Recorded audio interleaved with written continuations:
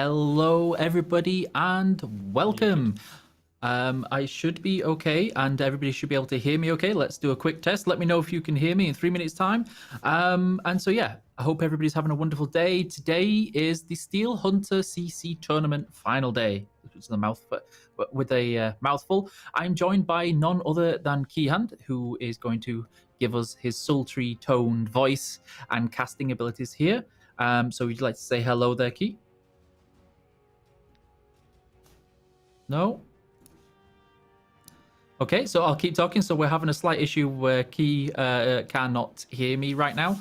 And so, yeah, so today what's going to happen is we're going to have the tournament. The CC finalists are going to keep playing based on what we had with the Brawl Club event.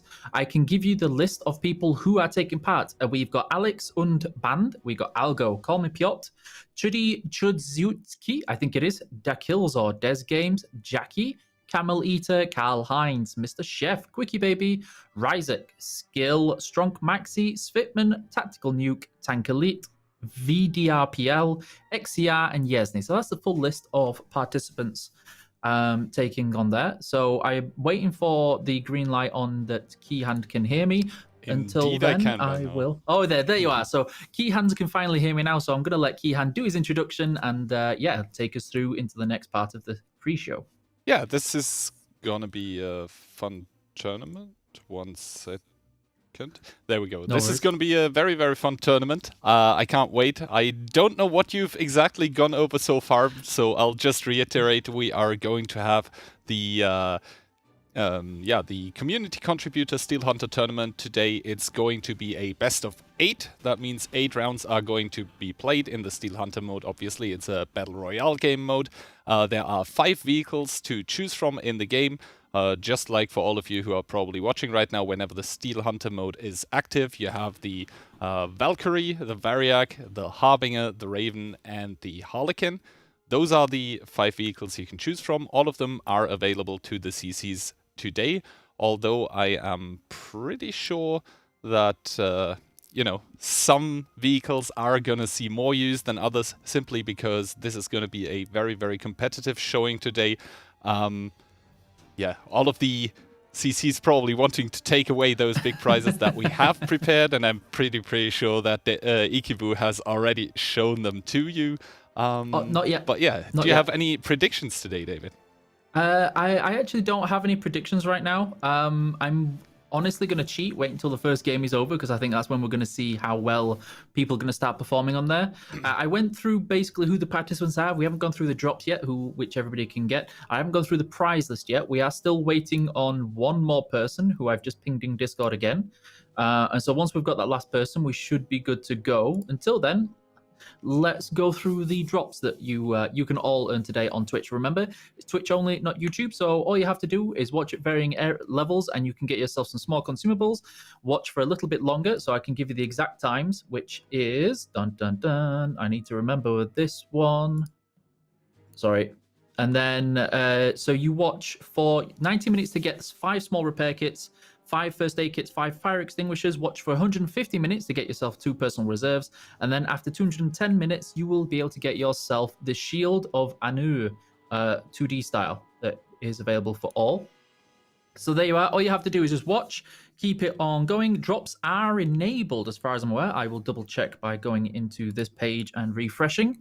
And so, yeah, hopefully everybody's going to have a fantastic day. We should now be able to show you the prizes that everybody will be participating for. There is the Alienware M15R3 laptop, which is worth €2,000, and the World of Tanks leather jacket, which looks like... yeah, I actually have one on hand, which looks like this, that you'll see afterwards. We have... I just realized you can't see me. Then there's an Alienware laptop, which is worth 1.6k. Then there is an Alienware gaming keyboard, an Alienware gaming headset, and then an Alienware wireless gaming mouse. As you can tell, Alienware is our sponsor for today's tournament. And then I'll be able to show you the jacket as soon as I'm back on screen, which will be hopefully fairly shortly. And then, so, here's the jacket. Here you are. If you like your leather jacket, World of Tanks motif, hear all the rustling. Hope you can like it with the logo. So that will be going to the first place winner as well. Now, if you're very lucky, some of them may want to actually give those away to people in chat. Now, I am looking at the Twitch chat, and I can't see drops just yet there, so I'll investigate it shortly. Let's have a quick check to see everybody's in-game. Yeah, I'm going to keep looking, but I can't see Call Me Piotr right now. Yeah, I think that's the only guy we're waiting for. So as soon as he's here, we should be ready to go, and we should be going with that. Other than that, we saw a great tournament last time, some pretty tense stuff, David. Last time it was Skill winning the tournament. What are sort of your favorites for this one? Sorry, I'm just typing in that I reckon we should just go if he's not here in time in a couple of minutes. I'll give him a couple more and then we'll just go with it if we can. So what was the question, sorry? I said last time we had Skill winning the whole tournament. Last time we had a best of 5. This time, obviously, it's not a sprint. It's more of a marathon. Yes. A hint probably at things to come, but we'll see about that. But yeah, what are your personal favorites for the upcoming tournament? I did see that Skill did a very good domination on there. Svitman did play pretty well as well. Oh, we've got Call Me Piotr now, so it looks like we're going to be fairly safe. Daki, of course, is always very strong in this. He ran it until the very end, if I remember correctly. I think a lot of this is going to come down to the tanks, and I'm curious to see how many people have adapted to the rebalance on those tanks that are taking place. So yeah, what about yourself? Who are you going to tip your hat to? I mean, obviously, I am, despite now working for Wargaming, I'm still a member of the Clan Fame, and we do still have quite strong representation here coming in. I do see 1, 2, 3, 4, 5, 6 players from there, but obviously some other very competitive clans and competitive players. Just because you're in a clan or a strong clan does not mean you know, you're going to suddenly show up big time here. Obviously, Steel Hunter is completely different from anything else, but I believe we should be about ready to start the first game. So yeah, as soon as that's done, we can explain a bit more. And yeah. Yep. Sorry, I'm just making sure that Drops is available. I can see it's working for myself. I imagine most of the people will be able to see it going right now. So let me just quickly refresh and make sure all is well. Yeah, let me refresh as well to get my own drops. And we appear to be loading in at the moment, so hopefully you all get to see. And yeah, as we can see here with a beautiful map, a video over the loading screen here, we are set up to go onto Dreamland. Obviously, there's 2 maps in Steel Hunter, Dreamland and Azir. Dreamland being the one sort of a bit inspired by St. Petersburg in the winter, and, you know, some fun explosions going on here, apparently some crashed planes, but most of it is going to be covered in ice and snow, as you can see. Some beautiful little statues, but yeah, this map is sort of a city map. It is pretty closed, if you want to go to that in terms of this. And yeah, the other one being obviously a lot more open. And here we go, hopping in. We do see a lot of Harbingers, some Arlequins, and yeah, immediately some stuff happening here as we are following Algo, the German CC. Obviously, everyone's starting with 10 shots of each type of ammunition. Remember, in this mode, the Heat actually has less pen, but does more damage than the APCR. And then every tank coming in, obviously, has their respective special abilities. I can hear some shooting already going on, but it's, I think, in my own game client, so I'll mute that one real quick. But yeah. Yeah, so it's curious to see how it's all going. We can see in the bottom southeast part of the map where many people have managed to spawn in. I think that's a purple and a blue who we saw on there, who we've just quickly swapped away from. We can see here the Harbinger. Unfortunately, we can't see the names. I think this is Skill, who is currently rolling around in relative safety, although he seems to be chasing around after Yellow, which I believe is Camel Eaters. Oh, no, we can see some pot shots going there from, I think that's Quickie Baby at, wait. No, I can't see it now. So the observers right now are switching a lot of time, so please bear with us while they get settled in. And I'm just being poked for drops, if you bear with me a second. But yeah, we can see here now a Quick Fingers, Quickie Baby. So we do see who is here right now fighting against one of the Valkyries, and that's probably going to be Isna, as there is not a lot more other Valkyries here. Isna, yeah, sort of drawing back. He knows there is someone on the outside. That is also why QB has to re-engage in this. Yeah, you can see the Pink Harbinger from the back trying to farm on both of them. As you know, when there's two people fighting, there's going to be a third one smiling in the back, picking up the spoils of war. And QB now in a huge heap of trouble as he's down to a one-shot. Isna as well on 361, but it is Isna going to be securing the first kill of the game. QB already out. He was one of the ones last tournament to take a round of the 5 here, but this time he is going to be stopped short by the Swedish Viking, by Isna. And yeah, Isna is going to reap the spoils of war. Another one already going down. It is going to be Des Games Ship the Nuts picking up Rishek. And yeah, things are not looking to calm down quite yet, as we do see two Harbingers here. One of them actually having activated his Berserk. Actually, both of them also fighting in the red mist. That one is the corrosive mist. That one is the one continuously taking away HP from you. And we do see Des Games now getting picked up by Tactical Nuke. Tactical Nuke, he came in with a lot of credit into this tournament simply because he did so well in the qualifications. And yeah, tournaments like this, normally everyone is trying to stay away from each other, trying to, you know, not get into engagements early on, because the longer you stay alive, the more people die before you. That means, you know, you get more points. That's obviously not happening here. Yeah, so I believe Drops is just working right now as we're going to a little bit of a quiet phase. I've unlinked, relinked, and checked, and we seem to be fine. I've also had a quick message to the observers, so hopefully we'll all be okay relatively soon. I can't quite see what's going on right now with the user interface as we've switched spectator mode, but here we can see a Harbinger probably going to drop down on a light blue player with another Harbinger. I'm curious to see, because the light blue does have the hit points advantage. We can see the dark blue player chasing after the pink person, so that's Svitman, and I believe Yesny were fighting it out. And here we can see Tactical Nuke taking down, I would believe that is Jackie. Yeah, there we can see. So poor Jackie's going down after picking up a drop, and we can see who that is now picking up some nice goodies. I think it was Tactical Nuke. Yeah, definitely fights going back and forward here at the moment, as I'm still trying to get the issue fixed that we do see the names for this. But yeah, at the moment it seems to have calmed down a bit. Just as I say that, we see the pink Harbinger. I believe that's Svitman. He's trying to get away from the light blue one. That is Karl-Heinz.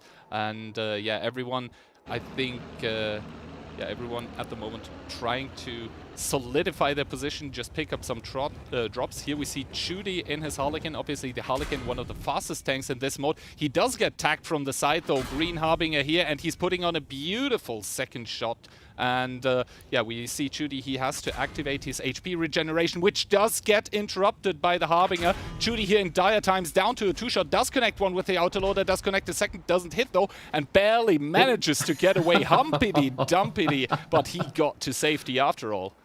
Yeah, it looks like, though, that we've got ourselves Switman's maybe going to pick this up, or going to get baited into a crossfire from Vertipool, who it is there. Yeah, so there you can see, unfortunately, Chudy getting taken out. But now I wonder if VDR and Svitman are going to take this with long-range sniping or just disengage. We can see that I think it's Camel Eater and...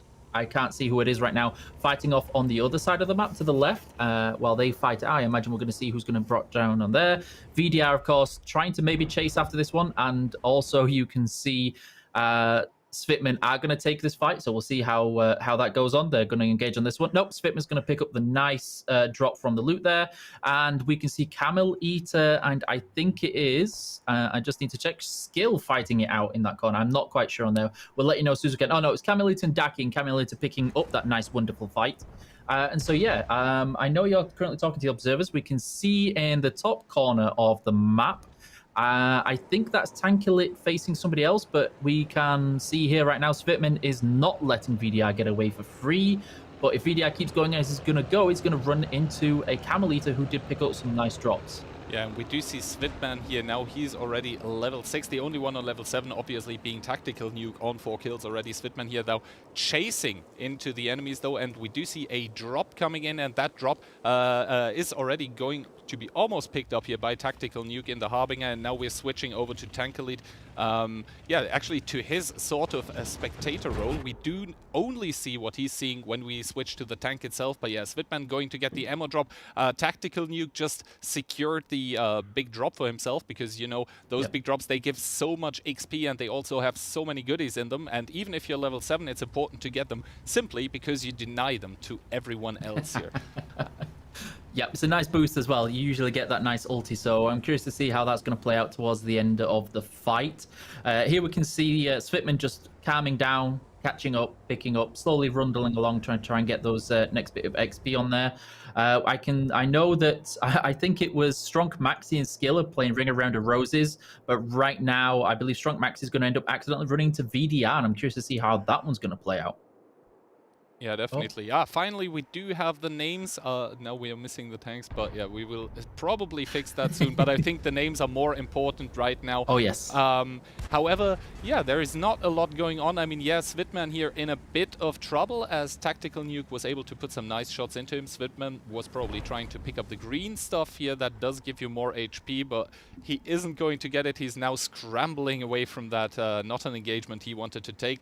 Other than that, we do see the yellow zone, where it's going to close soon. There's still 2 tanks in there. That's going to be Call Me Piotr and Skill, and they're about to meet in the background here, and they are pressed for time because the zone is going to close soon, and you know that zone, it can hurt so bad, because every second that you're in it, you're losing 10 seconds of HP. Obviously, you have 10 seconds to get to the safe zone, but as soon as that thing starts ticking, it takes 10 seconds and you are done for.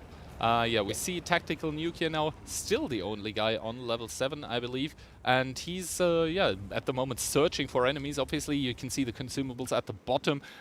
You see that he does not have the HP regen available at the moment. So even though he is very leveled and he would like to take engagements, he has to be sure that those are decisive and end soon. Because if they don't, then he won't have any way to heal himself. And if he gets third-partied, which is not uncommon in this mode, then it might take a turn for the worse from him.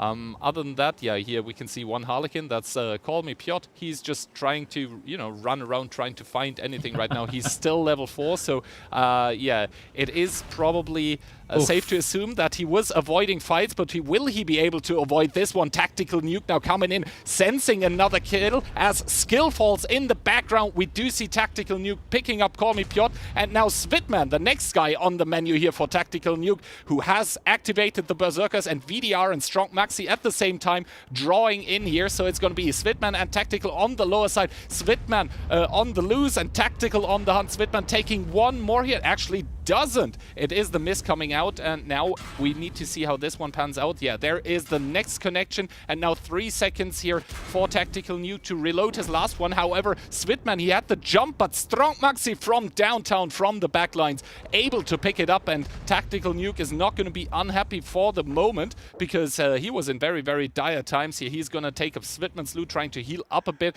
and on the upper side we are seeing VDRPL, who is probably thinking about taking that tasty snack down there. That is Tactical, but he seems to have gotten HP regen back up to 1350 HP again. We see Strong Maxi here in the Harbinger trying to put shot after shot into Tactical, but Tactical at this point almost invulnerable, simply because he is level 7, and yeah, Strong Maxi just isn't. He's putting in some nice shots again, but Tactical Nuke does manage to get to safety for now. Yeah, Strong Maxi, I thought he'd managed to get away with that, but just got punished. He's going to run it right into Camel Eater. I'm going to be very surprised if he survives this one right now. So let's see if Camel Eater picks that one up. Strong Maxi also appears to be chasing after it, but he's going to run into... Yeah, so there's Camel Eater picking up poor Tactical Nuke, with VDR chasing after him, probably appearing behind Camel Eater. And here we can see in the bottom what is probably going to end up with a 3-way fight right now between... Oh, no, we can't see it.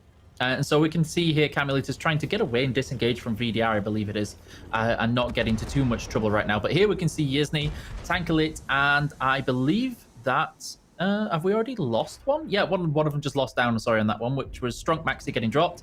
And now we see Yizny chase after Tankalit, and the zones, as you can see, are starting to really close in on them. And I'm curious to see what people start doing, especially with poor Yizny, who is pretty under-leveled right now. I'm curious how this is going to go for him for the rest of this fight. Yeah, I mean, Isna and Tanklid both on level 5. Kamil and VDR respectively are on level 7, so both of those with very, very good hands of cards here going into the last stage of this game. However, Isna, I think, is the first guy ever in the tournament, also counting the last one, to ever hit level 5 in a Valkyrie, so there we go, that's good for him.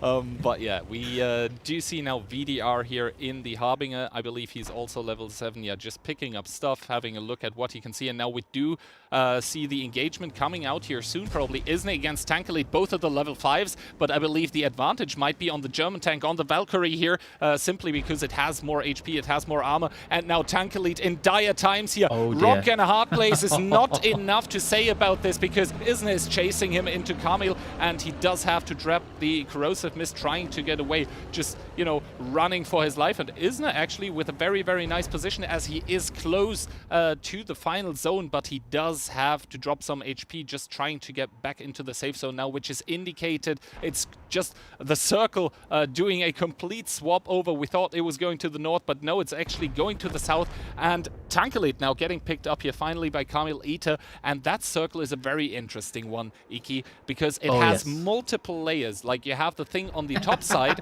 where Isna is, and then you also have stuff at the bottom side, and those might not even be able to fight each other. So I'm curious to see, I believe that poor Yizny is just getting bullied here as the lower level one, and VDR is just going to play it safe in the yellow zone, while Kamil Ita is going to just try and get a stronger place. Yizny is finally disengaging from that, probably going to take a couple more shots from VDR, and Kamil Ita's just going to let both of them go for it, I believe. That zone won't stay alive from yellow for much longer, but I think VDR is going to be very fortunate here to pick up that blue drop. Although I'm not sure if Yesnik just couldn't quite fire just in time for this. Isna fluffing a shot there. I believe he only hit the track, thus did a critical, and now it's going to be down. We have 2 Harbingers and 1 Valkyrie, and it's just about the consumables that those tanks have. VDR and Kamil, those are really the only ones that can take a swing at each other, because Isna there on the upper side, he can decide at any point in time to go down and challenge them. And the thing is, Isna in the German tank obviously also has the healing zone, and that one does not get interrupted. Just as I say that, Kamil seems to have found a way to get onto Isna. He does do a first shot, does get tracked in return, no damage dealt, however, but you can see Isna now here in big trouble, as he has a tank in front of him and he has a tank to his side, and the problem for him being that he cannot face both at once. Yeah, the turret armor frontally is great, but as soon as you start seeing the side, that's when it becomes very, very dicey here. And now you see Isna already having to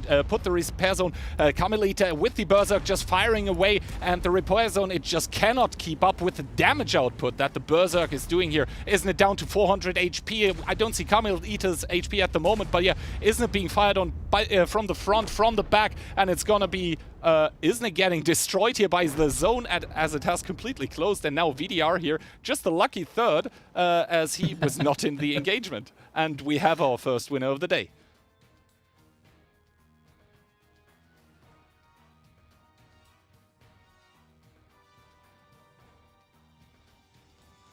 So yeah, Yizny, I think, did exceptionally well there to pick himself up into third, considering level 5. Kamilita getting very unfortunate, and VDR taking the easy route and just letting Yizny and Kamilita chop each other down a little bit by little bit.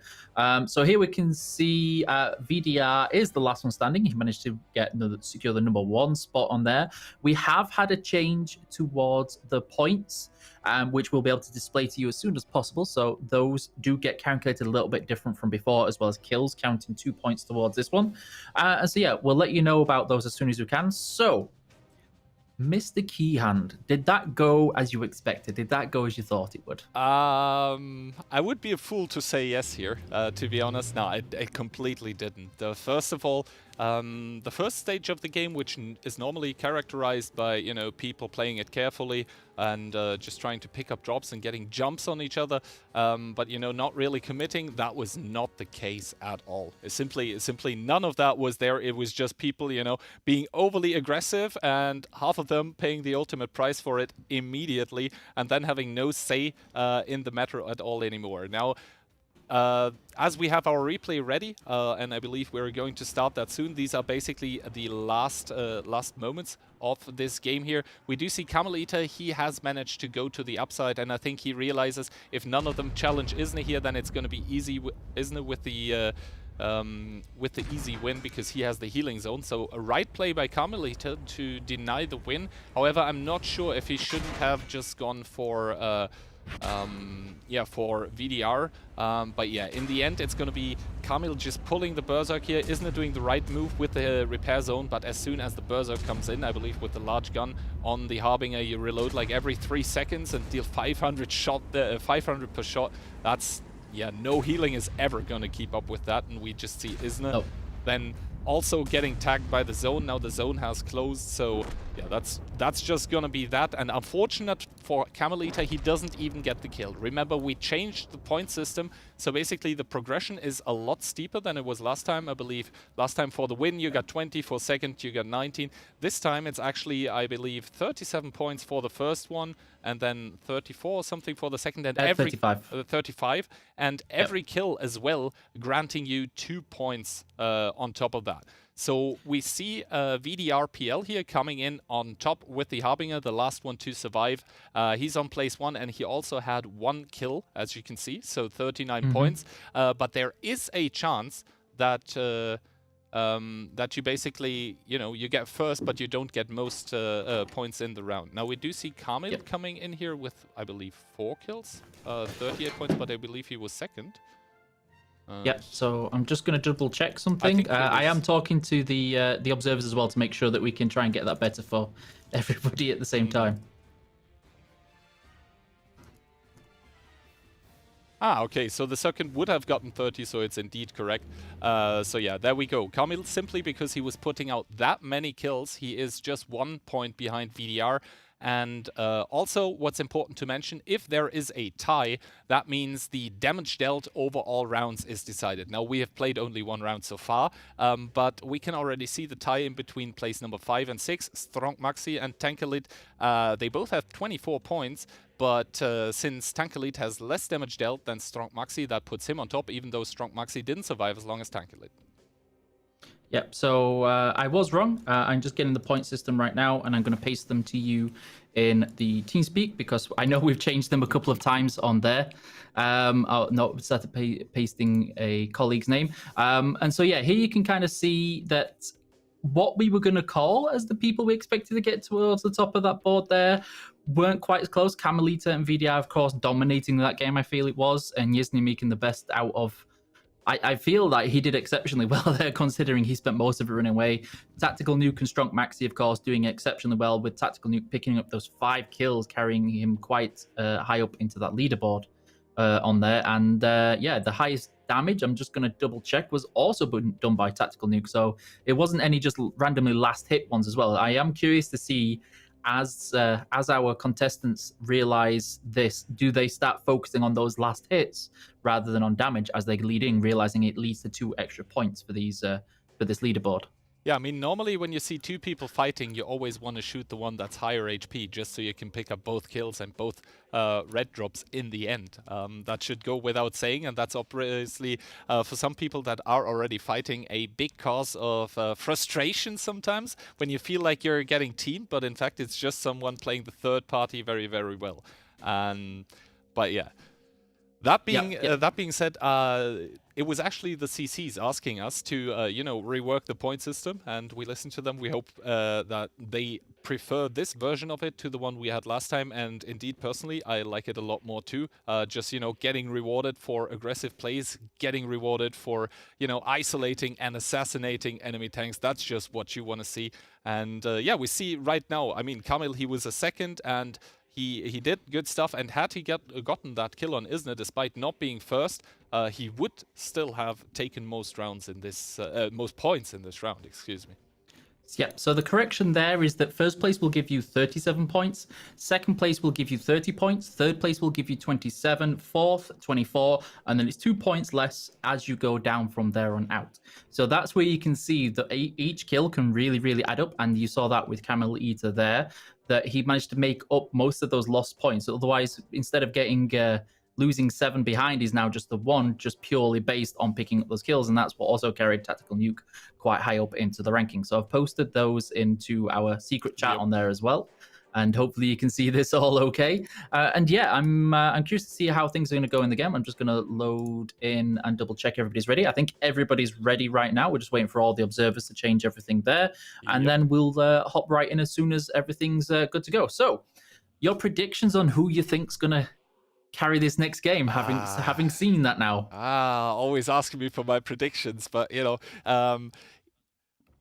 I mean, we have always two sorts of possibilities. Either I'm right and then I look like I have actually 300 IQ, or the much more likely outcome, I'm wrong and I look like a big mouth. So, but yeah, I do believe that most of the guys are still, you know, they saw this first round as sort of, you know, a training one, sort of settling in. We saw a lot of Harbingers, maybe as we see now the beautiful map video for Azajir. This time we're going to see maybe a few Ravens. Those were pretty popular last time, but I didn't see a lot of them this time.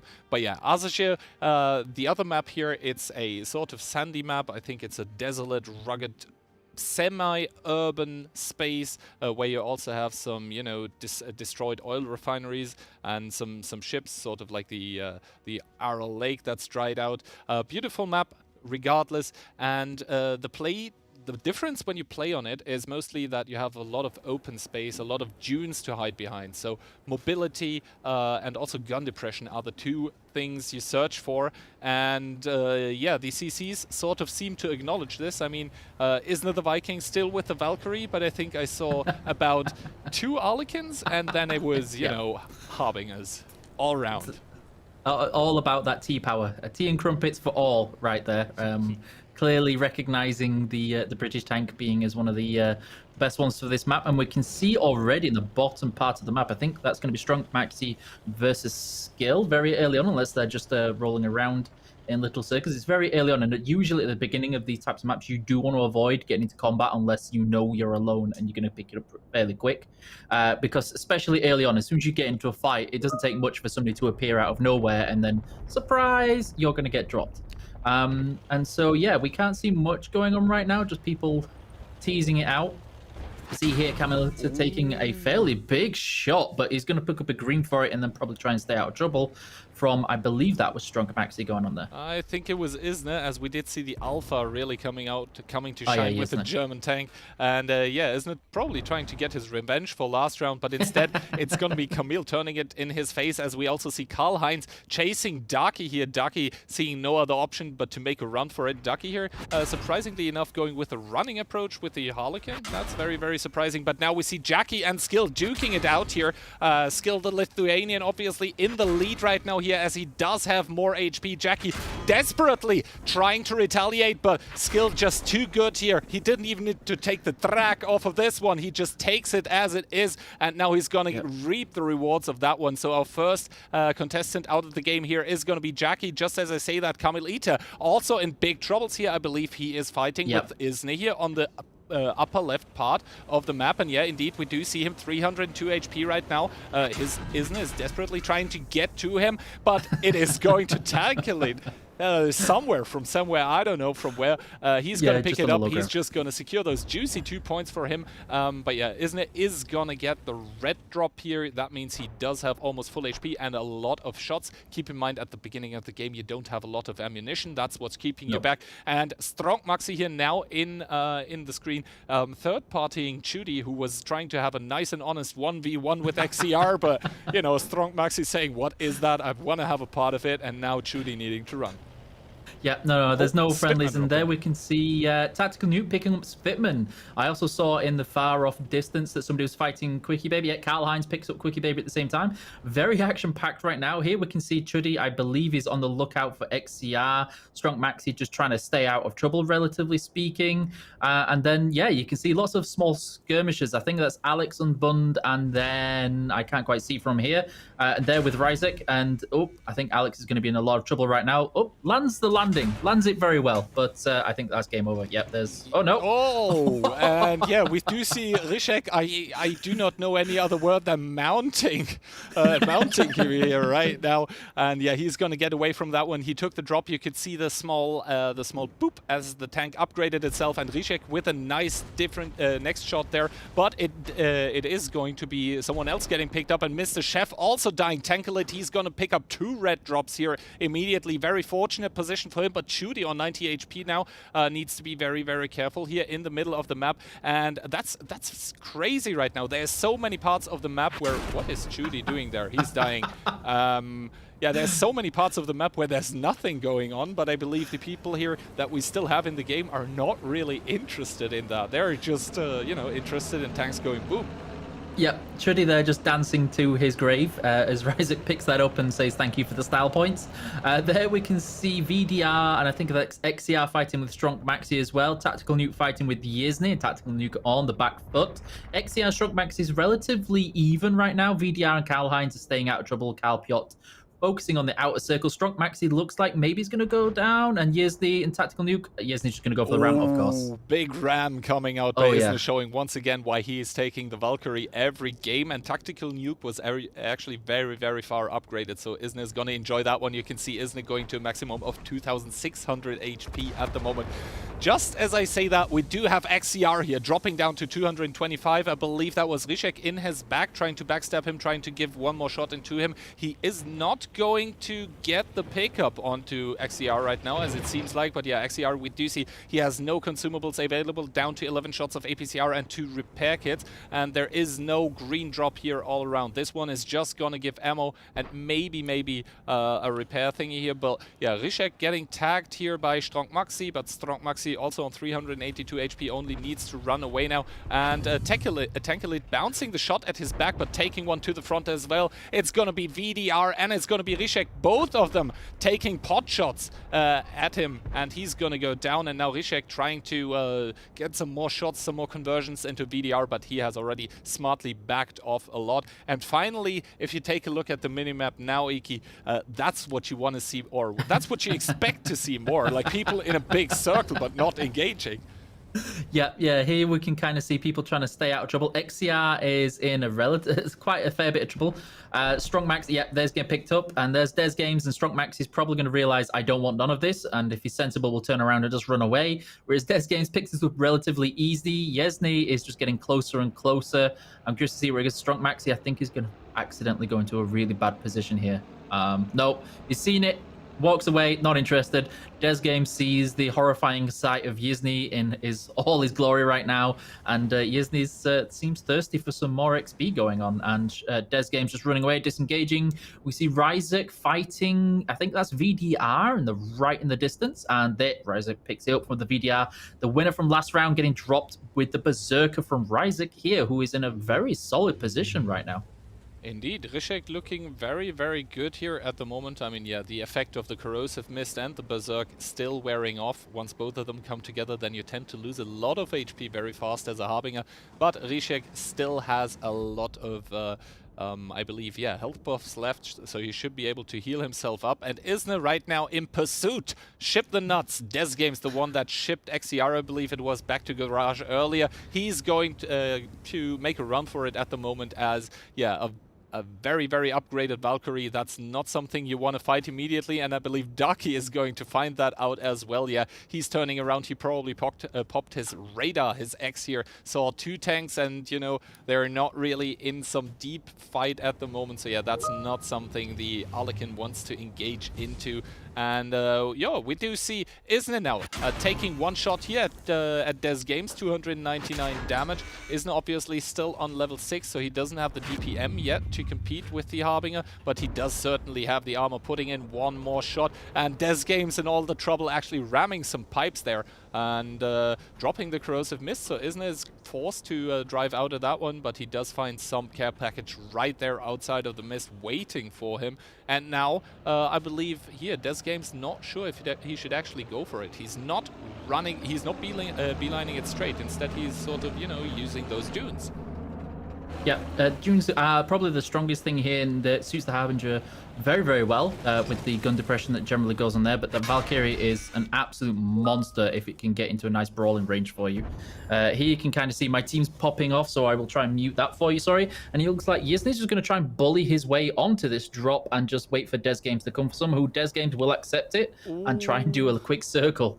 Yeah, Des Games now popping the Harbinger here, but it was actually Isne who got the blue drop, so he healed up to full HP, also in the healing zone right now, and Des Games is acknowledging this. This is why we are seeing him run away despite having the Berserk online. The ulti is ever so strong, but, you know, against a fully upgraded Valkyrie that also pops the speed boost now, we can see Isne, finally the pursuit is gonna work properly. No one's running away from him for the time being. I think he might be...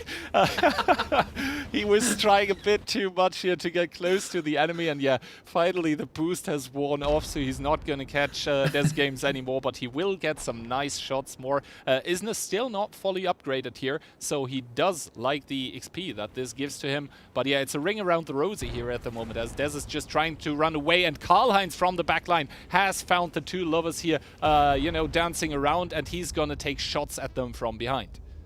Yep, yeah. So Yesney's definitely picking up some style points there. Des Game's just trying to stay out of trouble in the crossfire and hoping that Karl-Heinz just wears Yesney down, I think, a little bit more than he has currently. And these two are in a pretty terrible position right now, because if they're not careful, they will get into a crossfire. Oh, no. Strunk Max went the other way. They're safe. They're fine. So here you can see Yesney and Des Games just teasing each other a little bit as Karl-Heinz works his way across to join the party. And I believe that is Daki just on the horizon, staying out of trouble, staying out of problems, keeping himself safe. Yeah, I mean, that is a neighborhood in which Ducky certainly wouldn't want to go right now. Nice shot there by Isne into Des Games, though. The Corrosive Mist still being there, costing Isne a lot of HP at the moment. But yeah, Ducky seeing Des Games there immediately, you know, making a turn, running away. He wanted to get the blue drop, but oh, Ducky actually stopping in the blue drop here. So we're going to have to see Ducky actually dropping his little companion there, the ball chasing Des Games here now. Isn't it taking one into the back by Karl-Heinz, but this is actually a free-for-all right now. Ducky picking up Des Games with not even the ball. I think it was actually shooting himself, so the ball's still in play, and we are into the top 4 here. Ducky probably having gotten what he wanted. He's just gonna run away, but little does he know Isne is over there, but Isne seems to be focused onto... Did the ball just connect on someone? Yeah. That was weird, but yeah, Isne, he's trying to run away from Karl-Heinz here. Yeah, Karl-Heinz is in a very strong position here. Yesney is in a whole world of trouble if he's not able to disengage. Oh no, he's picked up the heal. He might be able to brawl his way out of this. Karl-Heinz also disengaging. And Daki just staying out of trouble, staying out of the zone. Oh no, he's picking up a little bit of damage from the zone. A little bit late to the party, and now he's probably just going to chase after Karl-Heinz and get into the safe zone before it's too late. And that leaves Yesney in a very dangerous spot now because he's so slow. He's going to have a lot of work to get into the safe area from this without getting into a crossfire as well. Yeah, and the problem here as well for Isne being that basically he doesn't have a lot of consumables left. So yeah, he is basically, you know that thing with a Valkyrie, normally when that thing is fully stacked with all boosters, you shoot it and you shoot it and you shoot it and you do a lot of damage, but somehow that thing still stays full HP. And yeah, all of the 3 guys here probably trying to get to the safe zone, maybe wanting to pick up some more drops in the meantime. Ducky certainly eyeing for... oh, Ducky, that's going to be a dangerous play to make. He has 10 seconds to get to the drop, plus another 5 to pick it up. We're going to see, but that is certainly a play to behold. Yeah, Ducky, he does take damage by the zone now, but finally full HP, so he did get both drops. Well played by Ducky, but he still has to get back into the circle. And Karl-Heinz and Isne, they're well on their way to the last zone here. As long as we don't see Ducky dying in the kill feed, that should mean that he survives, but we do see ticking him down to 13 HP, and he's not going to make it. We see one more shot of frustration coming out from the Belgian, from Ducky, and yeah, the other 2 are probably going to be like, yeah, what just happened? And I think Isne also didn't. I think it was both to the zone of damage and doom there. So victory look coming there. I think I'm not sure who it was that finally won on that one because we couldn't see the camera. We'll get that information to you as soon as we've got it. I think it might have been Karl-Heinz, but I think visible confusion. Yep, Visible confusion. It was because I'm in the game. I'm looking now. It was Karl-Heinz. Karl-Heinz picked it up. Yizny and Daki both dying to the zone. And it was actually Isn't dying before Daki, so Daki picking up a second spot here. Yes. Yeah. Yeah. Okay. I mean, that happened. Karl-Heinz will say thank you very much, and well carried by the red zone. Yeah. I mean, you know, I was going into this tournament with sort of a few expectations, what might happen, what might not happen, and this certainly wasn't within the realm of expected possibilities. Yeah. So, hopefully everything's okay, and that was a very, very unexpected final, with the red zone being probably the MVP of that last round. I know we're still waiting for the leaderboard, but I can tell you Karl-Heinz picked up #1 spot with 3 kills. Rajek picking 6th place with 4. And then, I think we're going to see a replay now as we just skip along. And I'm not sure what it is that we're expecting to see here. Oh, wait. Yeah, this is where we're about to see all the fun, I think it is. Yeah, Ducky, here we can see the red zone. Ducky just picked up 2 drops, I believe a green one and a red one, so that means he does get a lot of HP with that. And I believe Isne is getting caught here sort of towards the red zone, and we have to watch the kill feed right now. We're also focused on Ducky. And there we go. Isne Valkyrie was destroyed by the zone, and there, the shot of frustration that I mentioned, I believe it was maybe a shot of relief that, you know, he basically got a few more points because someone else died before him. And Karl-Heinz was probably sitting there on that hill like, come on, come get at me, bro. Oh, I'm not going to get any more kill points. That being said, Karl-Heinz firmly in the lead here by 9 points. He's on 43 overall now, and I believe the numbers you are seeing here, I believe, the points are accumulated and the damage probably too, but the kills are just from this round here. So yeah. And Ducky, a second one with the Harlequin here. Obviously, he would have gotten 32 kills. That means 34. Isne Valkyrie, I mean, doing an admirable job here. Actually, that's only the points from this game. Excuse me. But yeah, it's an admirable job. And finally, sort of the Harbinger phalanx there at the top of the scoreboard being broken up by a Harlequin and a Valkyrie. So maybe we'll see more of that by other people soon. Yeah, so a very different leaderboard from the original one. We're about to see the board as it stands so far. And Yizny with consistency coming through there with 60 points overall. VDR in second, Karl-Heinz on third. This board does not look as I would have expected it to. No, but Valkyrie power all the way. German engineering at its best, 60 kills. And VDR in a close second there with 57. Karl-Heinz there, the one that we just saw win the last round, coming in with 53. Then Strong Maxi on 48, Ducky on 46, Tactical Nuke on 44, Tank Elite 42, Kamil 40, Rishek, I think. I can never get his name right. He always, makes fun of me. 32, Des Games Ship the Nuts. 31, Call Me Piotr. 28, Skill for LTU. The winner of last time, this time around, only showing up in the lower half of the leaderboard. 24 points. Svitman 23, Mr. Chef 20, XCR tied with Judy for 18, Algo 13, Jackie 8, QB 7 and Alex 6. And now another point I want to mention to you, Eek, is basically that, last time around you got actually rewarded for running away. I think this has changed considerably. Oh yeah, there's definitely a lot more brawling and fighting as we saw towards the middle part of that game, where I know we need to try and be able to cover a lot of people as they go out, but there were just so many people getting dropped that there was no way to cover them properly. Every 5 to 10 seconds there was, nope, somebody else is getting dropped, and now somebody else is getting dropped, and now somebody else is.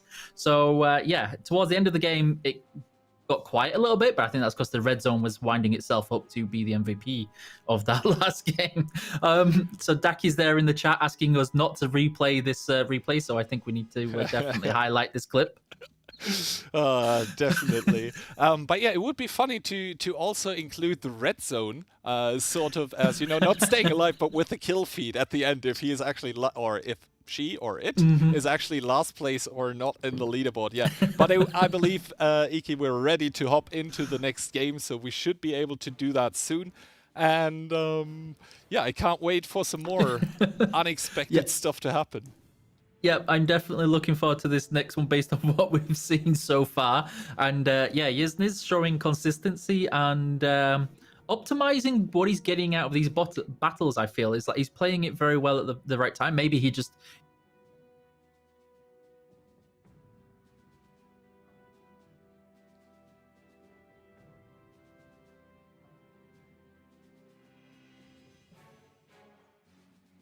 prize. As well as other in-game goodies. So here we can see just the intro to this map, the one that most people will recognize, and I can never say the name of it. It is Dreamland, this one. Dreamland. I will. One day I'll remember it. One day. This one with the interesting map locations. Where do you expect most of the fighting to take place? I mean, sort of, you know, this map has a lot of houses everywhere. So normally you see infighting going in between. Just as I hear from production, I believe we might be actually not starting. Yeah, there we go. Yeah, we are still starting here on Dreamland. So yeah, most of the fighting normally going on in between the houses, but you do see that river in the middle. That is basically dead space. You don't want to go there because first of all, you have the lower ground, and second of all, you're open to every side. That's why people don't want to go there. And immediately we do have an engagement coming out. Strong Maxi there duking it out with VDRPL, and VDRPL does not look like he's getting the better of it. 64 HP, and Strong Maxi already with the pickup. And yeah, we are following Jackie, I believe the only female CC in the tournament at the moment. Correct me if I'm wrong. Just, you know, that's right. Chilling and trying to find some drops. And wow, I would love to get this lucky, actually. Two of them directly beside each other. So I know we can't quite see it yet, but there we can see that VDR is probably going to rue that drop so early with the points. Probably going to get out with third. I can see Algo taking some damage there. I don't know if it's from Karl-Heinz or Svitman in the distance. Algo's in a really, really unfortunate position right now, taking some crossfire.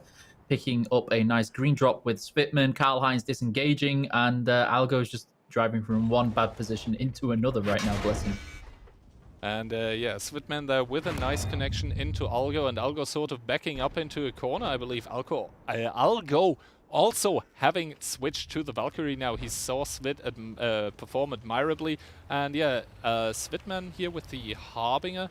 And he's sort of, you know, seeing, oops, that's a Valkyrie, all right. I may not want to engage here. He does upgrade in the meantime. And Alko in a heap of trouble. He's now hidden behind the minimap, but he was down to a one-shot. And it is going to be Strong Maxi with the Harbinger picking him up. Meanwhile, QB getting double-teamed here by Jackie and Rishek. And now it's both down to both of them. I believe Rishek got the pickup here. It is Jackie activating the Berserk, so she's gonna be a lot better in the DPM department, however not in the HP department, as Rizek is just simply penning every single one of his shots.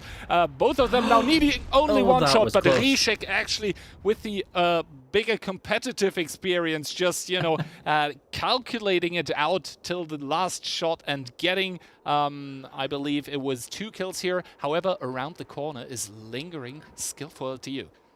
Yep, so we could see in the background that Tactical Nuke was taking down Des Games, and I think someone else is going to get dropped. Call Me Piotr picking up their Tactical Nuke with the distance, but I can see in the very far distance is Karl-Heinz, and I think it is... Oh no, Skills chasing down Ryzik on that one. Ryzik taking a fair bit of damage, running himself into a wall, trying to just get away into safety, and is going to get punished for this. I'm not sure. Is he going to get into some relative safety here and just get away from Skill without Skill going the wrong way around?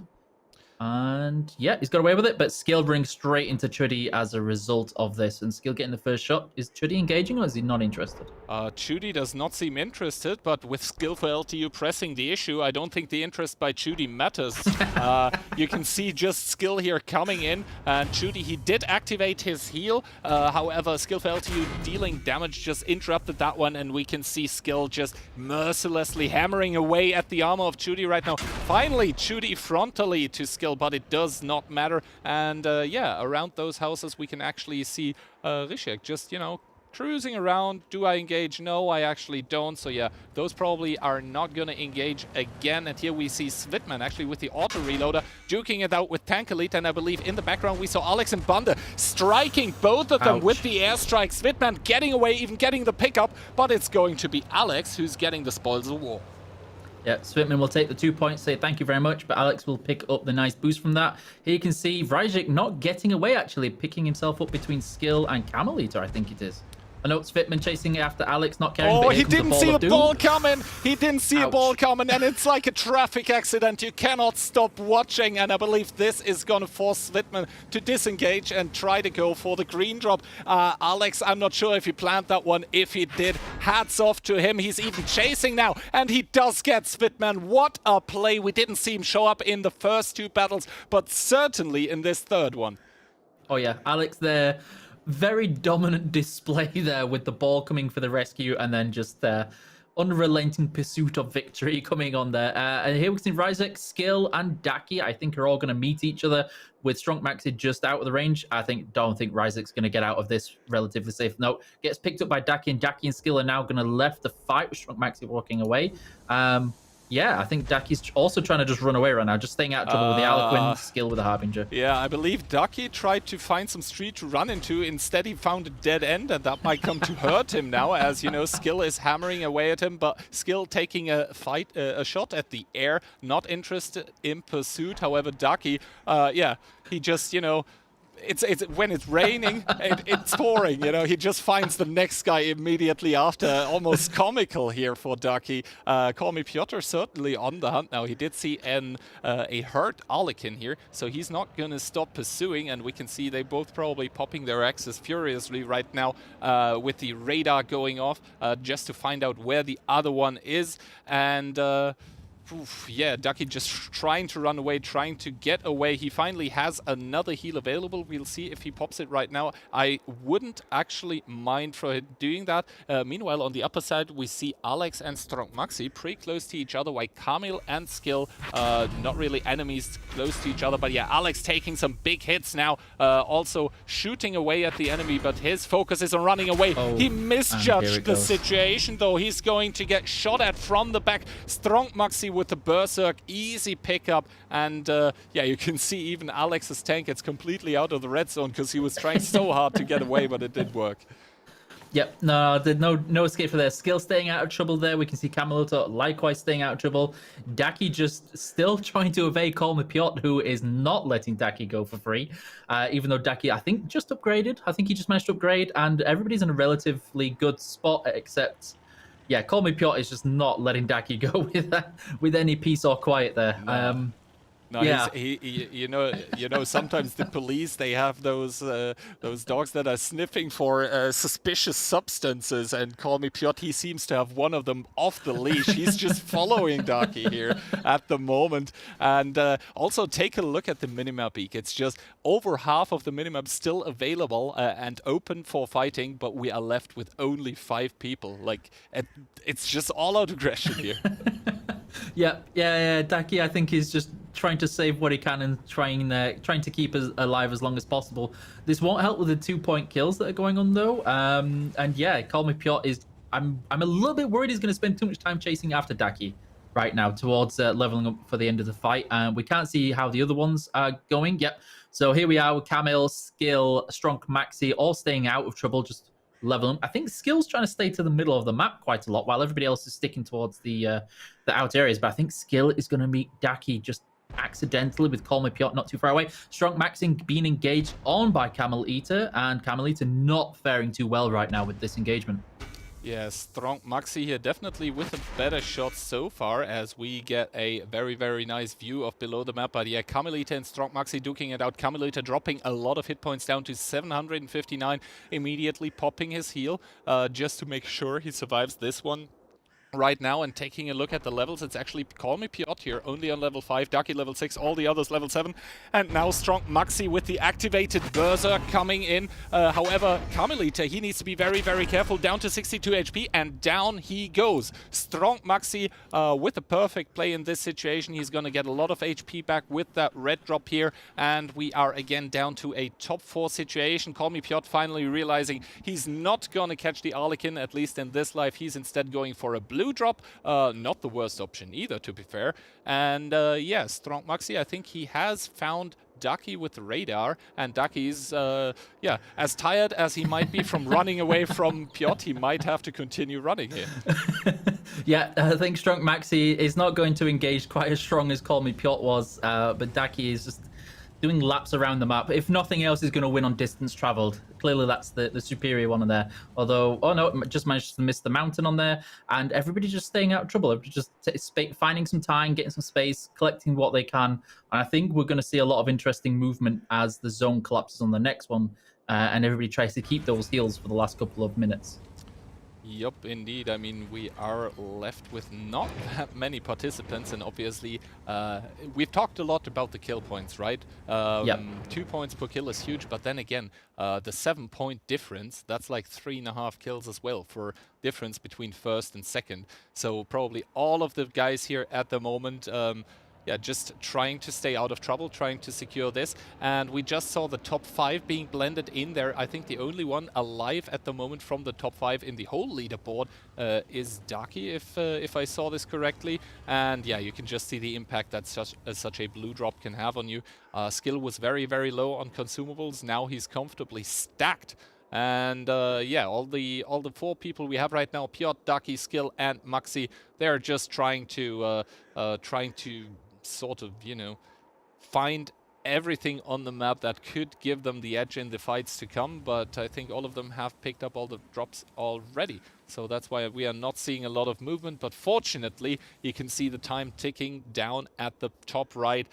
This means that the zone is gonna close, the space on the map is gonna be limited, and indeed the circle is shifting. Basically half of the map on the bottom left side is just gonna get cut off, and this means indeed we are in for another, what it seems like, final zone around sort of maybe the riverbed. Yeah, we can see here that with Strong Maxi, I think it was 6 kills, I think I saw, is in a very solid spot here, that no matter what, with those 6 kills, that's already 12 points extra on top of whatever position finish that. So that's going to come into handy there. And you can tell now Daki's just trying to stay out of trouble, but he's always finding himself between 2 rocks and 2 hard places with no break, bless him. And now everybody's just, except Daki, trying to stick towards the outside of the map, wait, bide their times, save what they can with the cooldowns, and just wait for the next zone. And that's when things are definitely going to get more interesting.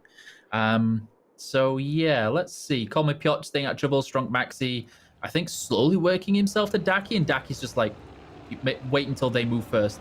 I wonder if he's going to be tempted to pick up this blue drop. Yeah, definitely. That big drop, that blue drop is actually going to be a big piece of bait for all of the CCs here, and Skill, Ducky, and Strong Maxi. They are hunting that drop that like they are hunting Twitch drops right now. Strong Maxi probably going to be the first one there. He even spends his corrosive mist there trying to just zone out the enemies, and indeed he succeeds in scaring off Skillful LTU, and Ducky not going for it either. Call Me Piotr, meanwhile, completely undisturbed on the other side of the map. Finally, we see where the last zone goes. Skillful LTU and Piotr already in it, and Ducky and Strong Maxi faced with the decision, well, how do we go there? Strong Maxi seems to have activated the radio right before this. That's why he's sort of, you know, staying between...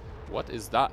That's why he's sort of staying in between Ducky and the zone, but he realizes, I need to go there now. I don't want this round to end like the other one. Call Me Piotr now activating his Berserk here. Skill was rushing him, and I think Call Me Piotr thought he had the jump on him, but now it doesn't really work out in his favor, and that also was the last Berserk he had available. Now he seems to have activated the radio as well. He knows someone is coming behind me. He's actually going for Ducky here. Ducky desperately trying to get to the last zone. It has actually closed. Skillful LTU also in dire times, and Piotr probably overstaying outside of the zone here. This is going to be chaotic, to say the best. Ducky getting tracked on the lower side by Skill. Ducky also getting tagged here by Strong Maxi. However, Ducky with the pickup on Skill to Skill for LTU, now desperately trying to get to safety under the bridge. Strong Maxi shifting his focus onto Call Me Piotr, and it is going to be down to the wire. Ducky healing up below the bridge, picking up the red drop that he created by killing Skill for LTU. Now finally Strong Maxi activating his Berserk here, but he doesn't seem confident into engaging Call Me Piotr. Why is that? I don't really know. Call Me Piotr now peeking from the other side, dealing damage here, but Strong Maxi does still have the corrosive mist here, and Ducky just, you know, he's just trying to get out of this at the moment. Striking Strong Maxi. Even Strong Maxi did have the medkit available, I think. He just removed it. Strong Maxi now dropping down. He wants to get rid of the pesky Harlequin. Instead, Ducky already having climbed up to the upper side. Ducky dropping the ball, but dropping Piotr before the ball can even hit. And now it's Ducky and his little pet against the enemy, but the zone closes, and it's actually Ducky getting destroyed by the zone before Strong Maxi. And the winner of this game is actually gonna be the ball. So poor Ducky again getting bullied by the red zone. So I think Strong Maxi just managed to secure that in the end. I'm gonna just double check the leaderboard on that one. So let's have a look. Yep, Strong Maxi picking up first spot with those 6 kills as well. Ducky coming in second with 3 kills. And then Call Me Piotr coming in third. It was Strong Maxi winning. It was Strong Maxi winning. Yes. Yeah, so Strong Maxi coming in first place with those 6 kills and a lot of damage. That is a fairly hefty amount of damage going on there. So Strong Maxi picking up just over 11k damage with the 6 kills as well. That's definitely going to change that leaderboard quite a lot, I would imagine, because I'm just going to need to double check where Yizny placed. So Yizny came in 11th, so the current first one, and with 0 kills. That's definitely going to switch up the leaderboard, because we've got VDR coming in last place. And then I think I can't remember who the other person was that we need to look out for. We'll see the basically the results of the round soon enough. But Iki, let's just talk about it. The real winner of the round was the ball. It was the last one alive. I just wanna. This point cannot even be overstated. Yeah, clearly cheating. We need to nerf the ball. The ball is too strong. Also, yet again, the red zone coming in with quite a lot of kills there. Yes, we definitely need to have an MVP voting for the red zone. Encouraging people to fight and also picking up probably a high amount of damage and kills there. But yeah, I'm curious to see who got the most. Was it Strong Maxi or was it the red zone? Here we can see Call Me Piotr. This was the more interesting position where Ducky managed to get himself into a nice spot to heal. And yeah, I feel Strong Maxi could have maybe taken a more aggressive stance here. What do you think? I mean, yeah, he had his Berserk activated, but as we can see, it's now... I misjudged the situation, actually. It's now deactivated, so he doesn't have it anymore. Call Me Piotr there with a nice peek. And there we do see Strong Maxi basically putting the corrosive mist on Call Me Piotr, basically forcing him out of there. Ducky there with the strike. That's pretty nice. That shaves off some HP from the enemies. And Ducky there with a nice boost to get on top of the others. He probably anticipates Strong Maxi dropping, and now Ducky actually getting the drop also on Call Me Piotr, who was not expecting it. Now, however, the zone has closed, and it's basically just down to who has more HP percentage-wise. That is the ball, but yeah, it is Ducky before Strong Maxi falling, and thus Strong Maxi, even though everyone was dead, he was the one staying alive, albeit by a few seconds, but that is basically the goal of the game. So he's netting himself those precious 7 points just for that feat. And here we can see the score for game 3, it is, although it does say game 2. But yeah, Strong Maxi, I believe that's the first 5-digit scoreline regarding damage that we have in this tournament today. So congratulations. That is a lot of damage. That's certainly a lot of damage. And yeah, 6 kills, so he extends the 37 points up to 49, almost half 100 here. Ducky yet again second with 36. Call Me Piotr in third with 29, and then it starts to fall off a little, to be honest. Skillful LTU 26, Kamil 24, Alex 22, Svitman and Rishek both tied at 20, but we do see Svitman with more damage, thus he is above Rishek this round. Tankalit and Mr. Chef with 14 and 12, then we see Isna 10, Judy 9, Tactical Nuke 8 points for this round, XCR 8 as well, Karl Heinz 7, Jackie 6, Des Games 5, Quickie Baby 3, Algo 2, and VDR 1. Yeah, that's and the leaderboard hopefully should be coming up sometime soon, so we can see how that all changes. Yeah, so here we can see where the standings are right now. Strong Maxi with that very strong performance, taking #1 spot on the leaderboard, 97 points. Daki in second place with 82. Yizny dropping with 70 points in there, just dropping it so early.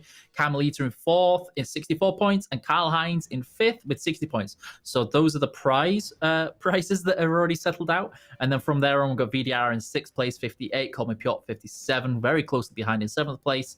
And here you can see the points get much, much closer with Tactical Nuke, Ryzik, Skill, all relatively close within one another. A couple of kills will probably make that up. And then for some reason, though, we do have Des Games twice on this leaderboard. Clearly, he's twice the player in that kind of zone leaderboard thing going on there. Followed by Mr. Chef, Alex Bund. We got Chuddy, XCR, Algo, Jackie, and Quickie Baby coming in last spot. So, yeah, I'm sure we'll fix that after this one. And, yeah, so I know that the Great Ball of Doom won the last round, but the bit that I liked the most was they almost kissed Daki goodnight as Daki dropped out. That just that little nudge of like, it's okay, you can go in peace now. It's fine. Accept your fate. Yeah. I mean, Daki also a bit unfortunate here, coming in twice and getting destroyed by the zone twice in a row now. But I guess such is the feat of all Alikins that are trying to run away for the whole game and not really engaging and trying to be opportunistic at the end. So yeah, it does get you some reliable points, as we see. But, you know, it's probably not the most liked playstyle by a lot of people around here. But yeah, definitely the Harbinger still the overwhelming majority of tanks being picked. And those are really the ones that are trying to go for it, trying to just, you know, push it into the enemy's face, ideally activate the Berserk and, you know, have that honest, straight up 1v1 that is hopefully going to result in you winning. I mean, for some people it does so more often than not, but I believe we're almost about to hit our halfway mark, as you know, game number 4 seems to be ready to start, and yeah. I'm just waiting for just a little second, but the observers are talking about please inviting. So just bear with me. Okay, but I think so let me just talk to the observer. Yeah, it's fine. But yeah, that should be fixed, as at least for me, we are loading into game number 4 of the CC Steel Hunter tournament. It is a free-for-all. It's best of 8. We are in game number 4 now, and we are loading into Arzajir. Once again, Arzajir, the sandy map, with a lot of dunes, but also a lot of houses. So depending on what kind of terrain you like, you can pick the spawn of your choosing, and you can just have the best environment for your tank of choice. Yeah, once again, I'm just... I used to play the game on low graphics, Eek, and you know, seeing videos like this, it makes me realize how far we've come. But yeah, take a look at the bottom right. We do see on the minimap basically a very, very nice spread of CCs all around. I believe it is Kamil right in the middle there. He doesn't give a frick. He's just saying, yeah, the better it is, the more center I am, you know, the shorter my ways are to everything, as we follow Alex and Banda here in the Harlequin. He's trying to fight any kind of drop. Chudi on the lower side immediately picking up a yellow one that's going to net him 300 experience right away. But yeah, I think the CCs, at least during the first 25 seconds of this game, a bit more careful than the last ones. Yeah, we can see a lot more Arlequins this time, which means that I think we're going to see a lot more evasive ring around opposes going on there. I am curious to see what with Daki, and I think it's Quickie Baby getting very, very close, but we can definitely see a lot more people staying at trouble. As I say that, here we go with Piotr and Karl Heinz. Oh, Piotr actually fluffing the shot, and Karl Heinz immediately capitalizing on that. The captain of the Polish team, Invil, here not showing up in very great fashion. You know, you can play 7v7 and 15v15 all you want. As soon as your fingers start shaking, that's where it ends for you. Just as it ends for Chudi here, getting picked up by Strong Maxi. So that is 2 people out of the game, not even a lot more than a minute played in this round. Just as I say that, Mr. Chef and Ducky duking it out both in Harlequins. Ducky actually landing the airstrike here. So it's going to be Mr. Chef stunned upon Ducky's appearance. And I believe Ducky is going to have the jump on him here. Yeah, Mr. Chef getting one more kill in, one more shot in. But it is going to be Strong Maxi and Rujik here in the desperate 1v1, and Rizek is gonna pull ahead in this one. He's also gonna net the red circle again. That's gonna put him up a lot in HP again just after this kill. Other than that, I don't see a lot of people very close to each other, even though it might be VDR and Kamil there at the... No, it's actually Des Games and Skill for LTU there at the top right, bottom right duking it out. Sometimes I get those, you know, directions mixed up. But I want to direct your attention to one of the cool features we have for this tournament. We can actually have a look who's top in the leaderboard right now and who isn't. And here we can see Strong Maxi, Ducky, Isne, Kamil, and Karl-Heinz.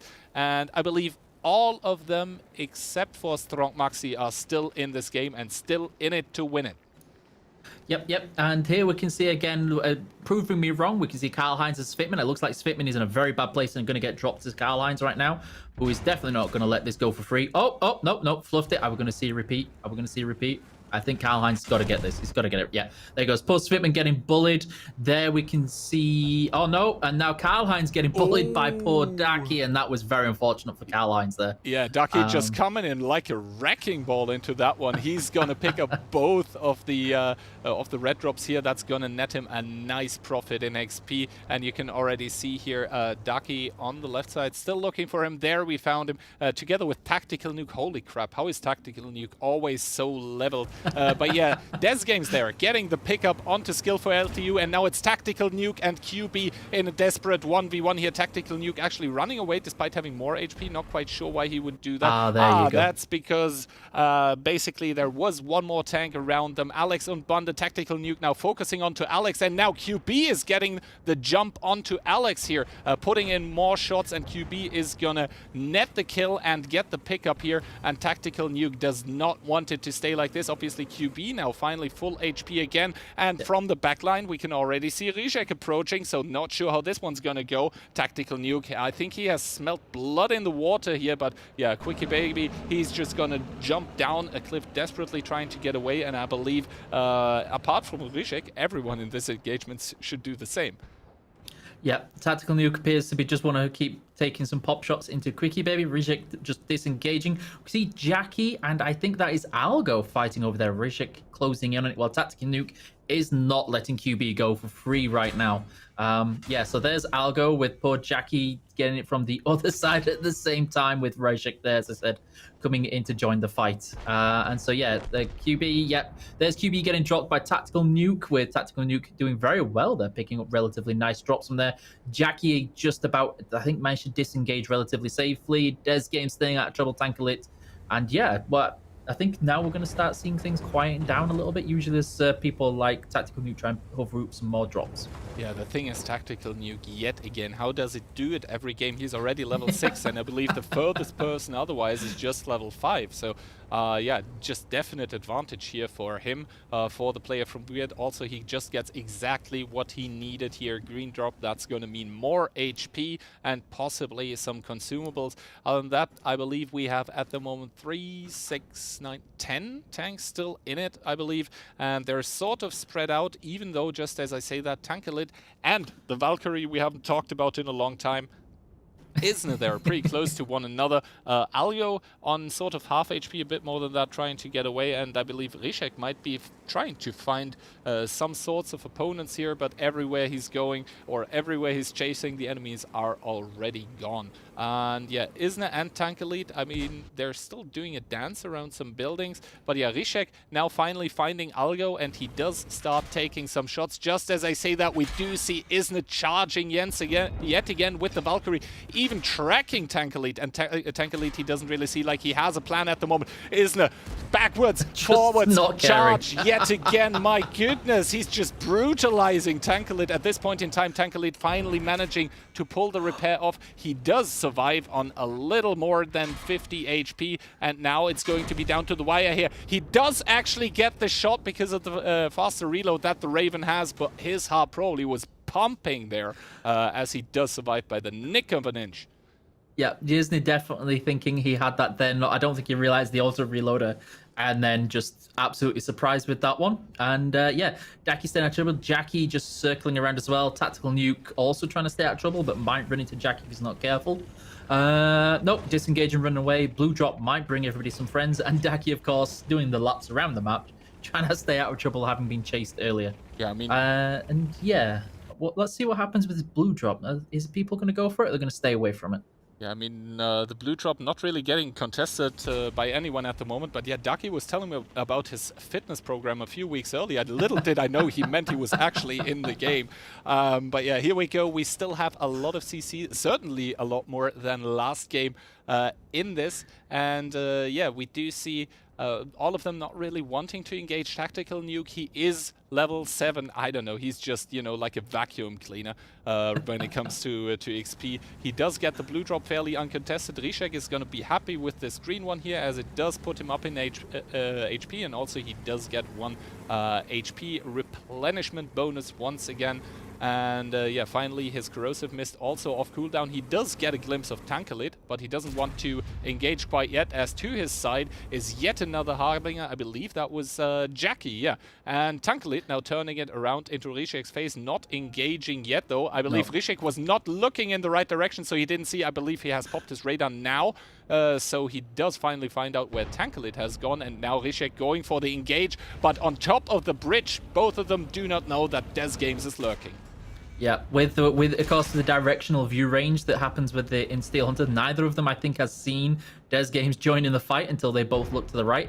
Tankalit is in a whole world of trouble, but Des Games not focusing on him. That means that Rishek is going to be able to keep chasing Tankalit. Des is just staying out of trouble, and this is, I'm going to be very surprised if Tankalit gets away with this. I'm going to be amazed. Yeah, I mean, there's no way. Rishek now has to pull one of his rep kits simply because he got tracked, and he is getting hammered from behind by, I believe that's still Des Games. Tankalit trying furiously to stay alive. Tankalit bouncing one shot by the big gun of the Harbinger. Can he take another one? Or, ooh, big hit here, just surviving once again. We saw this already by Tankalit when he was trying to fight Isna here. Tankalit desperately just trying anything to stay alive at this point, but Des Games is gonna say, nope, that one's for me, and the next one probably as well, as he does charge into Rishek. And yeah, Des Games not really having had to pop a lot of his consumables yet, so he should be stacked going into this one. We can see Rishek even bouncing a shot here, not going well for the young Polish guy, and now both of them trying to aim wherever it's possible. Actually, it was Des Games bouncing one shot, so whoever has the better reload will probably pick this up, as Daki coming from the backlines, and he does get the last pickup here, just third-partying like a boss. Daki also yet again with the ball, but the ball seems to be quite confused as to what's going on, and now finally, oh, there's an ME. Let's go, broom, broom, goes the ball, and Jackie in dire times, she has lost all her interest for Daki. There we go, the ball quite confused, but it does finally connect with Jackie, and yeah, Daki probably using the time to get away. Yeah, that ball was definitely having the time of its life there, not sure what it wanted to do.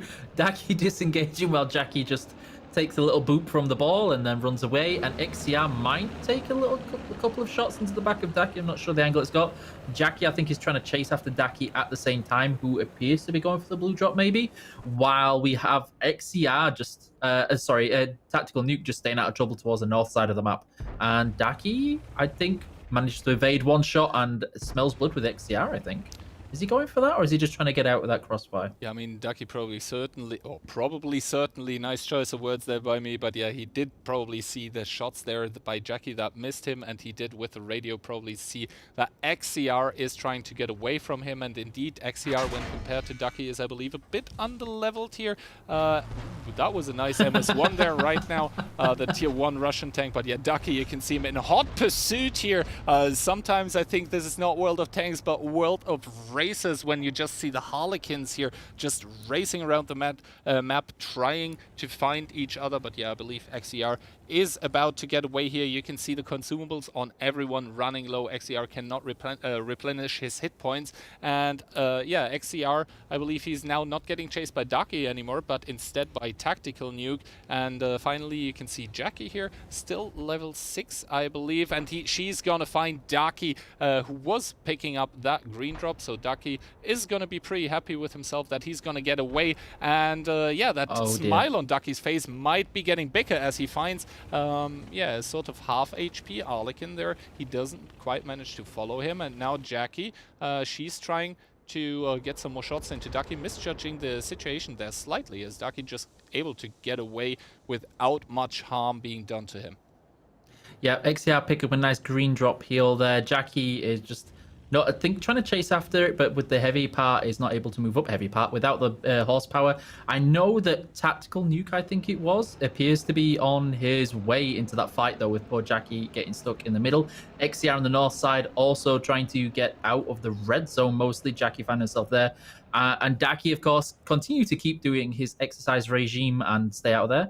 And no, Jackie getting stuck in the red zone, taking some damage, while Jackie picking up a nice blue drop. And we're about to see things get a whole lot more active now as people try and get into the safe zone. But Tactical Nuke is in a very solid position to try and bully Jackie out of the safe spot.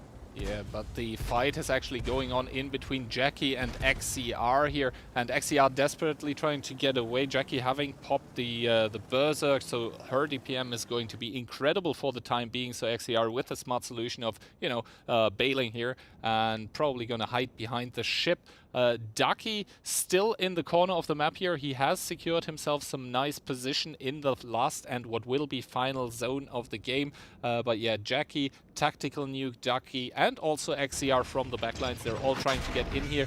Ducky now recognizing he has probably just one thing left to live. He will most likely pop his ball here soon, as no one will be able to really challenge him at the moment. But Jackie, she's now coming up and over the ridgeline, trying to hit Ducky. Ducky, that's gonna hurt, popping all of the consumables that he has right now just to be caught in the arms of Tactical Nuke. No, I think Tactical Nuke just found XCR there, and I believe Jackie might be in for a nasty surprise ×2. The ball here having some troubles with the red line and being confused. Let's just be glad it doesn't hurt itself in its confusion. But yeah, Jackie finally able to get rid of the ball. Ducky there in a deadly 1v1 against Tactical Nuke with his with his back against the wall. He's gonna bail out of there. He doesn't have any healing anymore, and Tactical Nuke with a nice shot able to finish him off. Tactical Nuke, he's just in the commanding position. XCR, I think he's underleveled. He does not have any say in this matter. Now finally, the Berserk getting popped again by Jackie, but yeah, Tactical Nuke here with the Raven, I believe with one of the first Ravens we see in the whole tournament. On full HP again. XCR though, he was able to pick up Ducky's drop. This means he also has a lot of HP. He does now pop the ball. Very, very well done here. And if he can stay alive, that would mean that the zone is going to finish both off, but Tactical Nuke, fortunately for him, able to get the win in this one, even though it was so chaotic. Yeah, there we saw again the Ducky's ball getting confused once more. Too much running around in circles, clearly.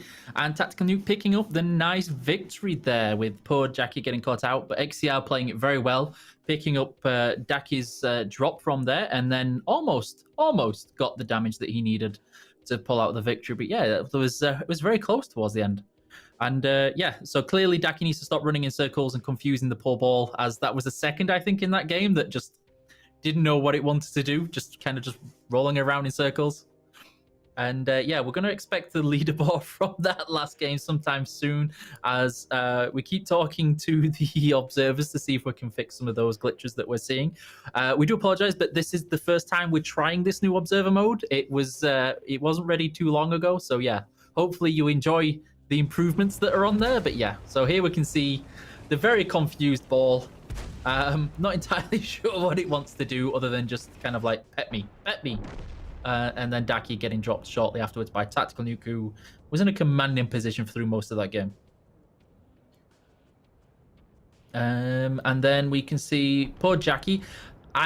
This is the moment where I was a little bit surprised Tactical Nuke didn't go for XCR, but maybe it worked out for him in the end. And then poor Jackie just had nowhere to go from this one. having just pulled out the surprise victory on the Ball of Doom. And that was all she wrote, really. It was kind of after this, it was in the bag. XCR picking up a nice drop from Daki, as I mentioned. And yeah, I I'm mean, not XCR sure. is playing this one admirably, right? He is on the Oh, level yeah. compared to Tactical Nuke, so he has only one option here, trying to get as much damage into Tactical Nuke as he can, and then hope that the ball actually tracks Tactical Nuke and he can just run away until the zone kills Tactical. That was the only option. It was the last resort for him. He tried it out. Unfortunately for him, the ball did not track, in fact, Tactical Nuke. So yeah, Tactical Nuke with a well-deserved victory. He played that one in the end just completely solid, well played to him, and I believe we should be having the leaderboard soonish. We are waiting a few more seconds, but yeah, it's just so far a lot more chaotic than last time, I feel like. Yeah, that battle was far closer than the others. With I think it was mostly down to that very early carry by Strunk Maxi, and then once he kind of tried to stick on the fringes, he wasn't there just steamrolling everybody. But I am going to be curious to see how this works out now with the leaderboard, because I think he should still remain in first place from what I remember. I'm not quite sure my math right now. I have learned on the German stream that you should never do math on stream. It's always going to go horribly wrong. You know, normally you think you always have a calculator with you on your side, but that's not the fact when you're staring into the camera. But finally here we have the leaderboard for this battle, and it's going to be a Tactical Nuke, as we saw on top here. Also with 49 points, just as we saw last time. And yeah, in second place, XCR. He's still trying the tactic of just staying alive with the Harlequin, netting himself a nice 30 points there in a combined third, or rather no, both of them getting 28 points, but it's Des Games in front of Daki due to doing more damage, even though Daki was one of the last 4 alive and Des Games wasn't. Then we have Jackie in spot number 5, 27, Rishek with 24, then both 18 points for Tankalit and VDR. Isner with the Valkyrie, once again showing up on the top half of the leaderboard, 14 points. Algo with his first appearance on the first half of the leaderboard, and then I'll let you take us through the second half. So there we have Quickie Babe in 11th place, Karl Heinz in 12th, Alex und Band in 13th. 14th is Skill42, Fitman in 15, Camelator in 16, Strunk Max in 17, Mr. Chef in 18, Chuddy in 19, and Call Me Piot in 20, ranging from 12 points to 1 point. QB picking up the 12 points with 11th spot and onwards. And yeah, I'm definitely interested to see how this leaderboard looks overall, because I'm pretty certain that Tactical should be fairly... Oh, no, I'm wrong. Wow. Daki, with some consistency going on there, managed to worm his way into number 1 spot through consistency and confused balls and laps. Strong Maxi in second place with his 103 points. Tactical Nuke in third with 101.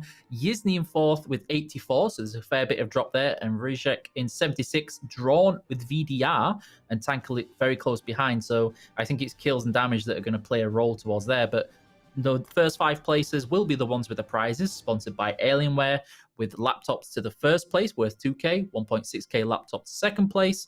Then you have the peripherals from third to fifth place, and a jacket, the leather jacket, as I showed earlier, go to the first place winner. So Daki right now will be looking very stylish in his leather jacket, as he did in the Team Clash Commander, as we saw there. So clearly he's all on board for getting himself a leather jacket for this. And yeah, that's interesting. I didn't realize Daki had been doing so well, if I'm honest. I thought he'd be around third or fourth place.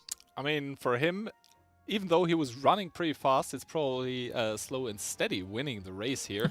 As you know, every time, every battle, sort of trying to come into those top 2, top 3 positions is gonna continuously net you those points that are gonna make you stay on top at the end of the day. So yeah, nice approach by him, as we're about ready to start the next game, I believe. And yeah, I was mentioning it before. The one we just saw was game number 4. We are about to head into game number 5. So we have hit the halftime mark of this tournament. This means there are some tendencies where some people might be positioned in the end, but of course nothing is ever decided yet. And yeah, we do see once again the nice video of Dreamland loading in. And yeah, overall, I just can't stop mentioning what a nice job the map designers have done. It's just beautiful to me. I'm not a fan of this map, as I mentioned many times in the past. This map has fountains. The fountains are my nemesis.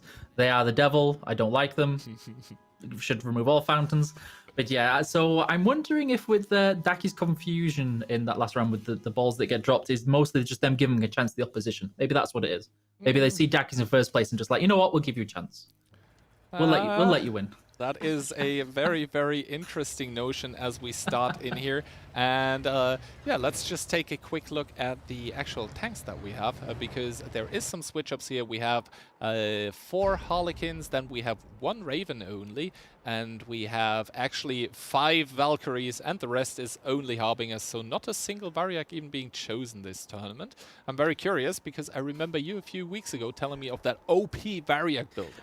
I don't know what you're talking about. Please don't share my secrets. We can see Jackie engaging straight away on to Quickie Baby, I think, who is in some hazard miss, but is trying to disengage with Jackie staying out of trouble, but will get into trouble herself with Yizny close behind in the Valkyrie. So I'm not sure how this triangle will work out. Jackie is definitely just disengaging. Yizny the same. QB is finding Yizny, who I'm not sure what he's doing right now entirely. I think he's just stuck on a rock or a building. And then I'm not sure who is also just out of fight on the angle. It's Tankalit and Chuddy. Tankalit trying to chase down Chuddy for the glorious XP. And Yizny is...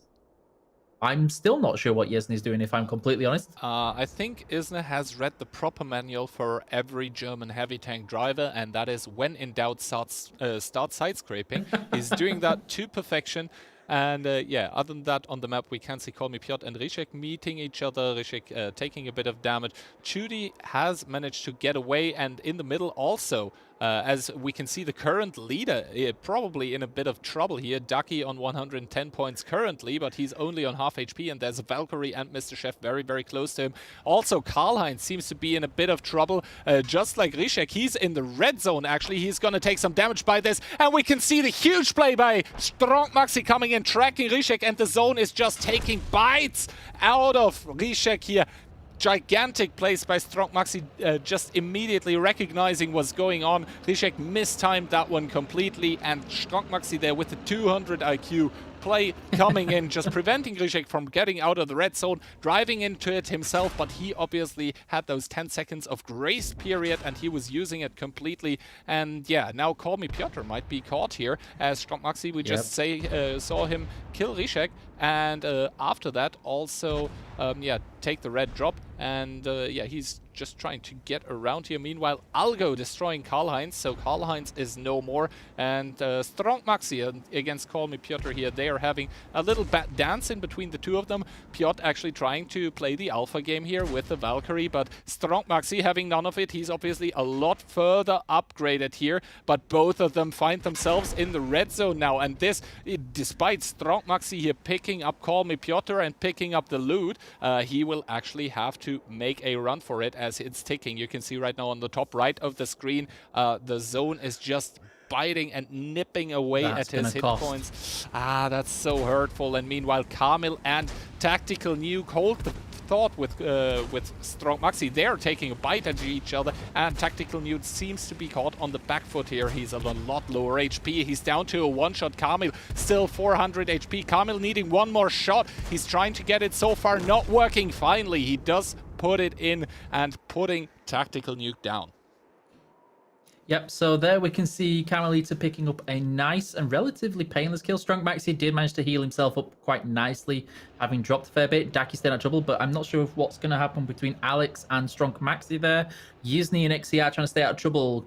Quickie Baby and I think it's Jackie get into a slowly nudging fight between one another, but I think we're about to see Des Gaines maybe take down Camel in the far end of the map.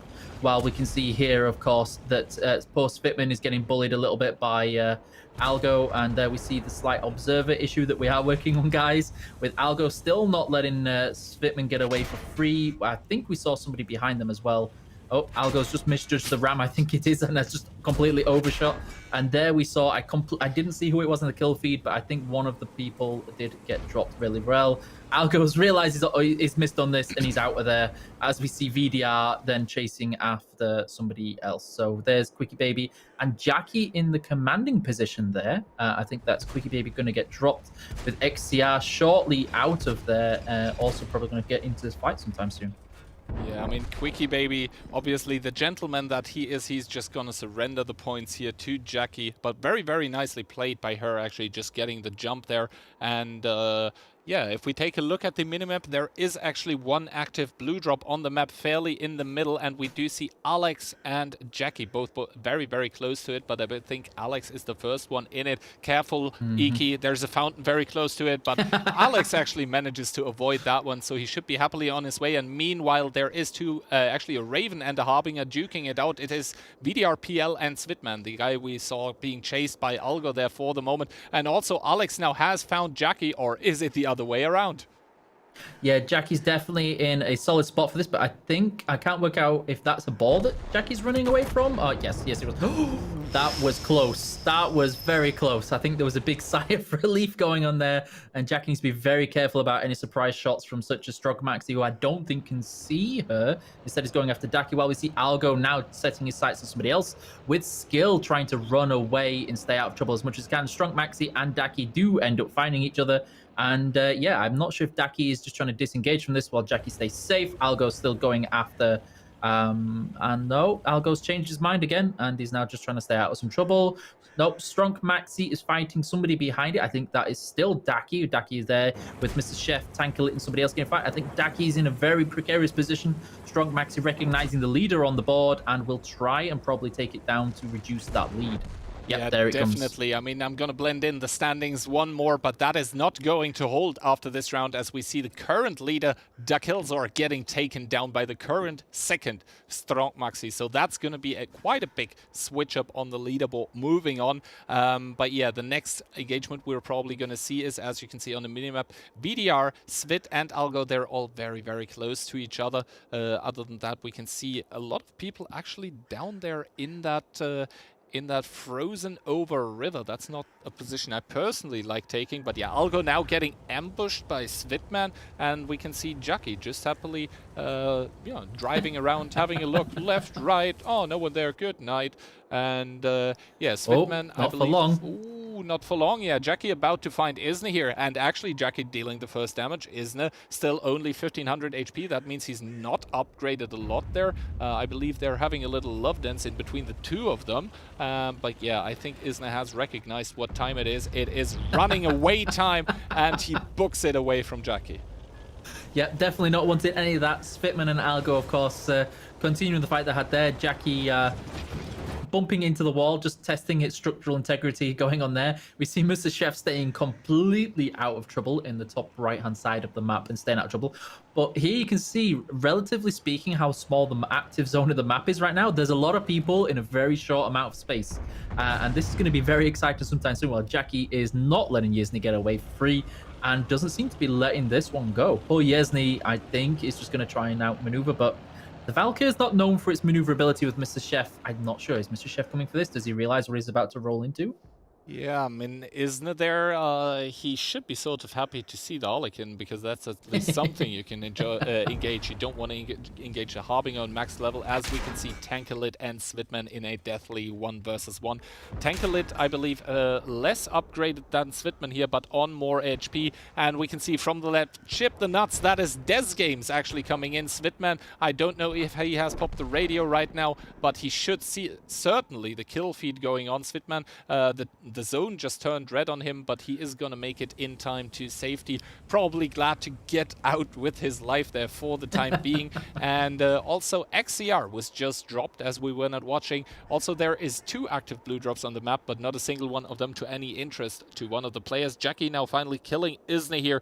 Poor Isna, I think he tried so hard, but in the end it didn't even matter. Just like for VDRPL, who gets found by Svitman, but that might not last long. And indeed, there we go, Des Games with the second kill on our stream within like a minute or so. So he's on for a rampage. Yep, and there, Mr. Chef, with his evasion, has just ended up running straight into Skill, whose Skill is going to get run into Strong Maxi, and let's see how this one should go. So Skill is in a very bad spot. Algo's going to get a nice shot on to Strong Maxi once he picks up there. That was easy and done. I don't think Mr. Chef wants to engage on this, but Jackie is also joining the party, who I think is in a very solid position right now. With the kills and drops that she's had so far. Strong Maxi, Jackie, and Dez are arguably in the strong spots. Algo is in an interesting position right now on half health and is still only level 5, bless him. Mr. Chef just focusing on trying to get away, and here you can kind of see people trying to buy their times. Jackie's in the middle of it, which is in a poor spot, but has noticed the weaker prey of Mr. Chef chases after it. And yeah, I think now people are going to try and take stock for the next zone removal because it's going to come close soon. Yeah, Mr. Chef here, he's wiggling left and right, trying to get away from enemies, but Algo with the Pro League experience just putting in one shot into Mr. Chef, making him run away. Mr. Chef sort of in a dead end there, panicking a little, I think, and he immediately drops the ball here. The ball immediately gonna start chasing. That one not very confused here. Yeah, Algo seems to have trained his, not Algo, sorry. Yeah, but that pet seemed to be better trained than Ducky's. Yeah, actually Mr. Chef's ones. And yeah, Jackie now in between 2 players, but she is level 7. And ooh, Mr. Chef there barely managing to avoid getting caught here, as he does put the airstrike once onto Jackie. Algo there in the backline, sort of trying to lick his wounds a little, as he's hurt very, very bad. Now Jackie here in hot pursuit, as Mr. Chef is trying to run away, and he will do so without getting harmed. Yep, Strong Maxi staying out of trouble. Algo, Jackie, and Mr. Chef. I think Jackie's just trying to bully people right now. Mr. Chef is in an interesting position. I'm not sure how much of his abilities left or how much is on cooldown. And then we see, I'm going to be surprised. Mr. Chef should be able to get away from this relatively well with how slow Jackie is, but it's going to cost a lot. And they both need to be very aware of what happens to the rest of this map, as Strong Maxi, I believe, falls in on poor Algo, and I'm not sure how much health Algo has right now.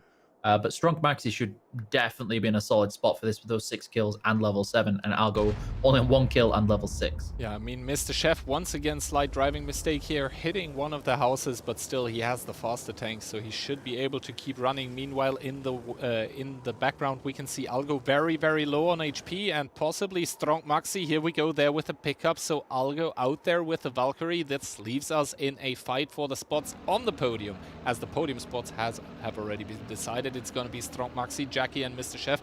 All of them level 7, but Strong Maxi here coming in strong. 7 kills. Jackie with 4, Mr. Chef with 0, and this is going to be a tasty prospect for all of them here. And Jackie and Strong Maxi, both of them popping the Harbinger, popping the Berserker for the Harbinger here, actually, excuse me, sorry. And now we can see brutal DPM fight, but from the backlines, it's going to be also Mr. Chef there with the complete, I believe, 8 or 10 round autoloader, and Mr. Chef does get it. Misplay by Strong Maxi. He thought Mr. Chef was reloading, but that just wasn't the case. And yeah, from the backlines, from downtown, unexpectedly, but not unwelcome for himself probably, Mr. Chef taking down this chicken.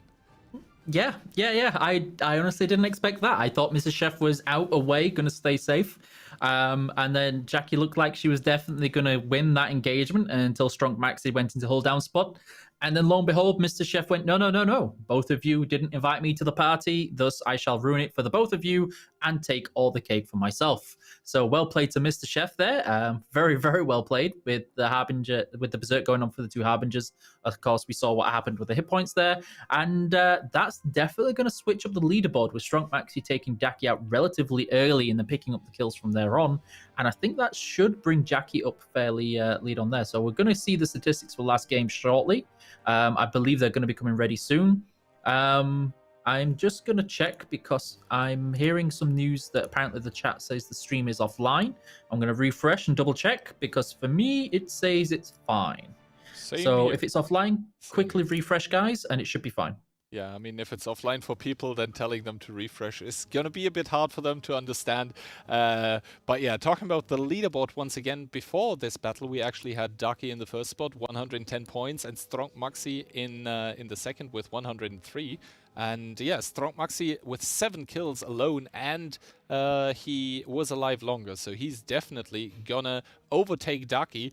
but I'm not yet sure if he's going to take the overall lead. We're going to have to see that.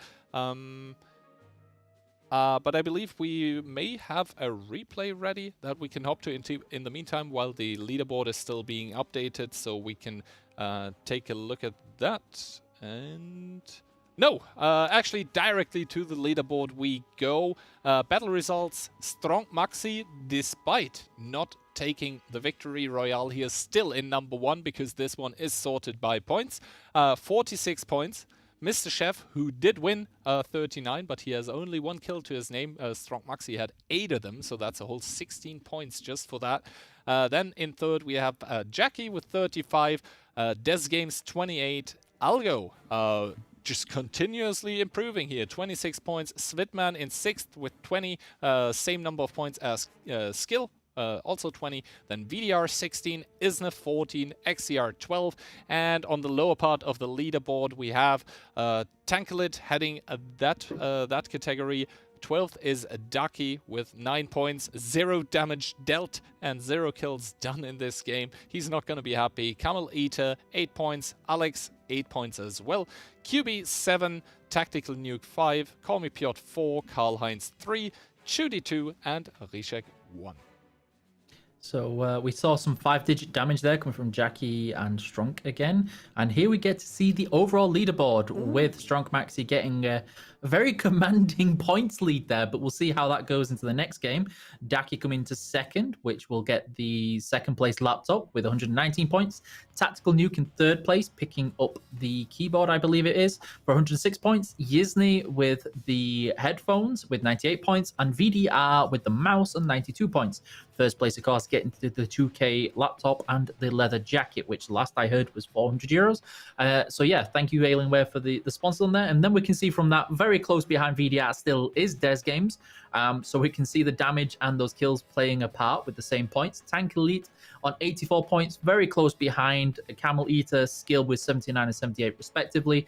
Rajak very close behind with 77, and then Jackie with 76. So Jackie managed to move up quite far on the board there with 76 points. Mr. Chef on 74, Karl Heinz on 73, Svitman on 70. So we can see here the points get much, much closer in the middle part of the board. So they're very much still in it as we have 3 games remaining, guys. So there's 3 games remaining still to go. And yeah, I will admit this leaderboard doesn't quite look like I was expecting. Same here. I mentioned some clan names at the start, and I'm almost sorry I did. I feel like I've sort of cast a curse, the guys there. But yeah, nonetheless, I don't want to take anything away from the guys currently at the top spots of the leaderboard. Great performance by them, obviously, and those Cinderella stories where sort of underdogs or unexpected people take the lead are always fun to watch as well. So, yeah. I believe we are about ready to hop into the next game, so I think we don't want to keep any more people waiting here. And yeah, that means we have 3 games now remaining, so not a lot more time here for the CCs to battle it out on Arzajir and the 2 other maps that we are still going to see. But yes, if you still want to secure one of those spots in those juicy positions where you do get the hardware by Alienware, then you should start showing up now if you're not already in one of the top spots, and you can see the beautiful map video for Arzajir. I believe the correct map name, David, is actually Arzajir 4.04. Is it not found, or? Clearly it wasn't found, or it was born in April. Clearly that's exactly what it meant. I'm not sure. But this map, as you've mentioned in the past, does favor maneuverability and those with good gun depression and ability to kind of go around. Slow, heavy tanks do not tend to fare too well on this, as you need to be able to... You're making Isn't a very sad man right now. I mean, yes, they did prove us like that he can make the tank work on any map as any true Viking would. Probably, but yeah, we do see, I think the CC is sort of adapting to the rhythm of the maps, you know, Dreamland, Arzajir, and even Isna Switching over to a Raven now, the only one with a Valkyrie is going to be Algo here in this point in time. But yeah, we're going to be following the current second of the leaderboard, Ducky. And now we're switching to this nice oversight here. And indeed, immediately on the top right of the map, we do see QB duking it out with Svitman. But QB, I believe, with the slight HP or at least timing advantage regarding his shots. And yeah, Rishek here finding what seems to be Camel Eater, and as he is in Arlequin, he needs to book it here. He needs to run away. He cannot sustain a prolonged fight against the Harbinger. Yep, yeah, it's you can definitely see Camel Eater is not interested in letting that Arlequin go, and is going to chase for all of it. Arlequin does have the speed advantage, and as long as that Rajik can maneuver well, he might just about escape from this, but he does need to point his turret to the front sometime soon. Otherwise, what can happen is you end up running into somebody without spotting them. Alex possibly going to be running to Chuddy sometime soon, tackle it there. We can see, I think it's Skill and QB with Des Games picking up a kill and Strong Maxi picking up on the side. Yeah, definitely Des Games, that's going to be nice for him. It's going to put him up in HP again. And yeah, QB and Skill, they were duking it out in the meantime there in some part of the map. Strong Maxi now disengaging here.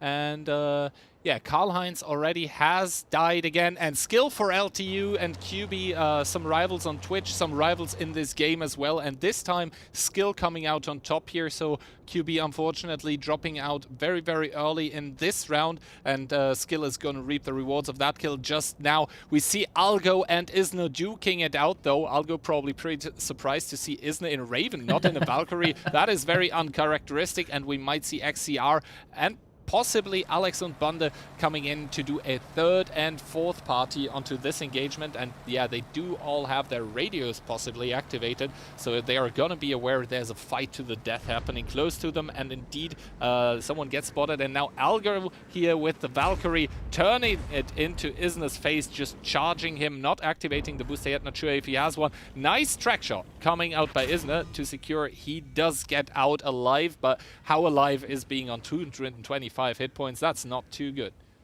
Yeah, with no engine, he's going to be in some serious trouble there. We see Tactical Nuke, Dan Svim, and XCR. There was a whole lot of action there going on in the background. Skill maybe going to run into Yizny. He was on low health, and Algo will join the party very shortly afterwards. So I'm curious to see what happens here. Does Algo pick up the higher health one, or does he go for, yeah, Skill just focusing on Yizny? I think that's mostly for the points rather than for the damage.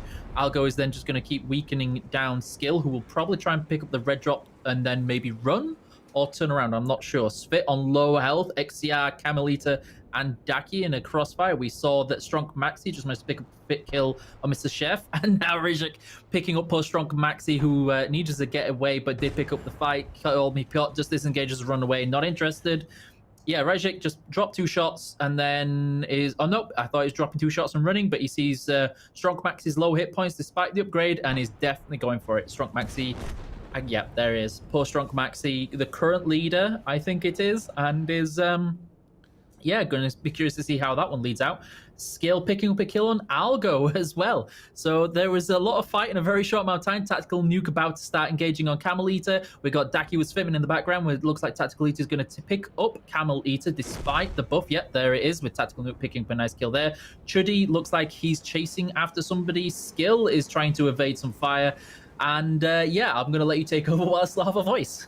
Yeah, definitely. It was pretty funny to see the rampage still going on while the tank was dead, probably, you know, being aggravated still from the grave. But yeah, things sort of calming down here now for the time being. Obviously, that might change at any moment here. Skill for LTU at the top right. He is the lowest in HP right now, but he doesn't have anyone close to him. We can see Switman there thinking about taking the drop, but he would much rather go for the kill. He sees Ducky in front of him, but surprise, surprise, says Tactical Nuke from the backlines there, as he does put in 2 nice shots. He seems to already have the smaller autoloader, and indeed the walking vacuum cleaner. He's just at it again. Level 6 together with Skill at the moment, the 2 top levels on the leaderboard.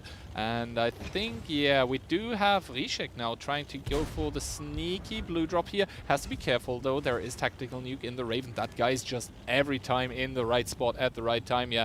And Rishek recognizing what's the case. this, and he's just gonna book it here. He's just gonna get out of there, just admitting at this point in time that the blue drop is not in a position where it could get picked up. However, Chudy and Skillful LTU, both of them in a deadly 1v1, but it's only gonna be deadly for Chudy, as Skillful LTU at this point in time just over-leveled for someone of Chudy's caliber, who was, I believe, level 4, and we can see Skill, if he doesn't hit level 7 after this one, he should after the next 1 or 2 drops. Svitman gonna go for this yellow drop here, and Tactical Nuke is gonna commence chasing. This time the unfortunate soul is Rishek in the Harlequin, who tries to get away, and Tankalit on the other side fighting Call Me Piotr, and I mean, Tactical Nuke, he isn't a Harbinger, he doesn't have Rampage, but he seems to be on it. Yeah, so we can see where Rajik is disengaging Tactical Nuke likewise, but Call Me Piotr does pick up the fight and the kill on Tankalit right in the very corner. Svitman looks like he's chasing down VDR, I think, right now. VDR didn't realize he was being chased, but it does now, and I think he's going to say, yes, thank you, I will take this fight, while somebody else joins in the form of Tactical Nuke, who is in a solid position, but is in a lot of crossfire potential right now with a lot of people. With Daki, looks like he is going to take on VDR a little bit. Maybe he's deciding. He's not sure. Tactical Nuke just disengaging, and Daki is probably just going to pick up the XP he can get while trying to snipe, but ineffective sniping on poor VDR, who will just get away for free, relative speaking. Daki realizes this, disengages, and he's fine, and everybody just takes a regroup, finds out where they're going, but I think it's Svitman right now who is about to get caught by Tactical Nuke. I'm not sure. I can't see it on there. And we can see, of course, Rajek and Skill for LTU about to fight. Skill in a domineering position right now with his levels and damage. And Svitman does get caught by Tactical Nuke, and Tactical Nuke is about to pick up the kill. I think he's going to take one small nudge and a strong breeze. Tactical Nuke senses that, is not going to let it go, and... Wait. Oh, there we go. And Tactical Nuke does secure it, picks up the nice drop. And yeah, I can't remember what level it was at now. I think he was already on 7. I'm not sure. Yeah, he was on level 7. You can see if he has the big turret and the 4-round autoloader, that does mean he is max level. And yeah, we are in a top 6 situation at the moment. Rishek right there dropping some HP. I believe it's Skillful LTU that is trying to shoot at him at the moment. Daki once again in his favorite sport of running away here. And yeah, we now see Skillful LTU. I believe he was seeing Rishek. He does see 2 targets simultaneously there. Now he does take a snipe at Piotr, but it's not going to connect. And Rishek, he knows what's up. He's not going to do that. He's not going to engage here. He's just going to keep running. People speed for Rishek here. And yeah, Skillful LTU, I mean, he can try to... Oh, Skillful LTU there actually with big shot into Rishek. Over a third of the HP of the Harlequin immediately just gone. And yeah, another nice hit by Skillful LTU, who just gets stuck there in between the crates, but finds a step track to help him out there. And yeah, David, take it away. Yep, but here we can see Call Me Piotr chasing Skill, who Skill in likewise is chasing Rajek, who is about to run into somebody else on the far end. They're all getting closer and closer to this blue drop, which is going to get some trouble nicely along. Skill sensing the Rajek is on the way. VDR is seeing Daki, who I think just took a shot from Tactical, who Tactical is not interested going after Rajek. VDR does see Daki and now picks that up. Call Me Piotr looks like he's staying out of trouble, as does Skillful to you. Tactical disengaging, VDR chasing after poor Daki, who once again is decided it's time to start running laps to stay out of trouble, who is instead going to end up finding Skill if Skill keeps going where he's going as well. I'm going to be very surprised if Daki manages to run his way out of this one again. With VDR and Skill. Skill's not interested, but VDR does chase, and I think he's predicted where Daki's going. Can't quite see in the map right now. Tactical Nuke does take some snipes at Call Me Piotr as well as Rajek. Rajek staying relatively okay right now, with everybody mostly just trying to pick up some XP with the shots. Skill, the only one on level 7 with Tactical, I think that one was. And yeah, here it comes. Now Call Me Piotr picks up his level 7, having hit that shot. Rajek chasing after it, Tactical disengaging, and yeah, I can't see who it is.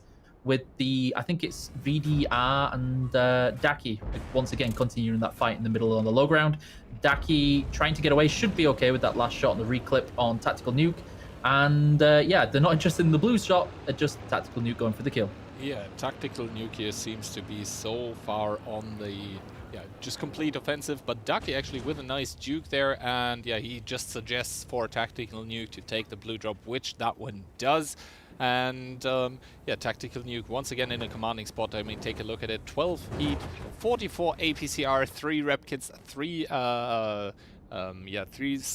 things for the HP regeneration. But yeah, Ducky finding Call Me Piotr, or is it the other way around? Ducky trying to desperately get away, and he does. My goodness, he just loops himself over the wall there. Desperate last second escape, and now Call Me Piotr finding Tactical Nuke in the Raven Tactical with the trap. He's gonna get a hold of Call Me Piotr for now, and in comes the track shot. First shot, second shot, and you can see Call Me Piotr desperately trying to retaliate, but it is going to be Tactical Nuke with a perfect play here to pick up Piotr, and Ducky, he's gonna run away from this one smiling. Oh yeah, that was a 10-point landing there, and very well played with Tactical Nuke. Still picking up a kill, but Ducky getting away with that by literal skin of his teeth. Yeah, I'm not sure how he stuck that landing. I'm really not, but he's managed to do the best of it one there. Reshik staying out of trouble. Oh no, Tactical Nuke, I think, has used the radar, seen Ducky on the map, and is coming for it. Ducky, I think, has realized the trouble as well, and is also trying to just get away.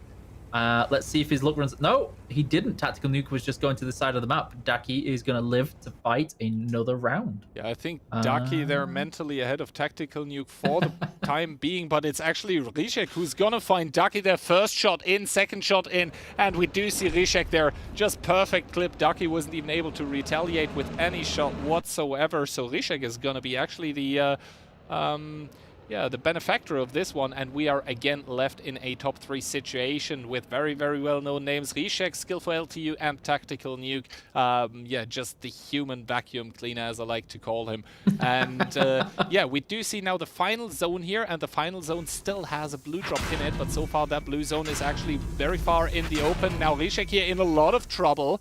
He doesn't have the rep kit available at the moment, and he's trying to do everything that he can to drop some, consumables, and he does get tagged again, and actually Tactical Nuke, crazy shots there, not only the engine, not only the track, but actually manages to reload, picks up Rishek, and now we have Skillful LTU and Tactical there fighting for basically who's going to be on top. Yeah, Skillful LTU with a good play here, putting the Corrosive Mist onto Tactical Nuke. That's going to force some sort of reaction. But yeah, he does see he can just get out of there, just get into that hold-down position here. This in turn forces Skillful LTU down. Skill, yeah, he does have the information where Tactical is. He pops his Berserker, but Tactical Nuke with the return of the trap, so that is not going to be good for Skillful LTU here, as he's not going to have the mobility to go up there for the time being, so his rampage is just gonna get wasted, and he's gonna give the time to Tactical Nuke to actually reload his clip,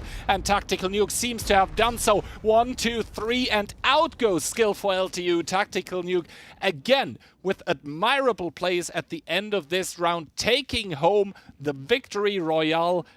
What a gamer, David. Yep, that was exceptionally perfectly well played by Tactical Nuke there. He couldn't make a mistake, and he didn't make a mistake on that one with skill.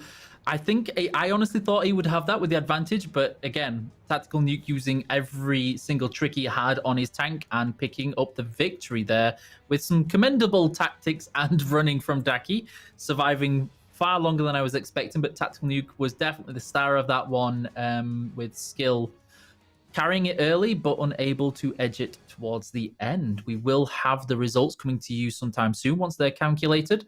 And yeah, so that was a cracker of a game. That was game, was that 6? I think that was 6. I've lost count now. That was indeed game number 6. But I also just know, because I said before the game we have 3 more to go, and now then I had to do, that math that I loathe. I had to do it on stream actually, but yeah.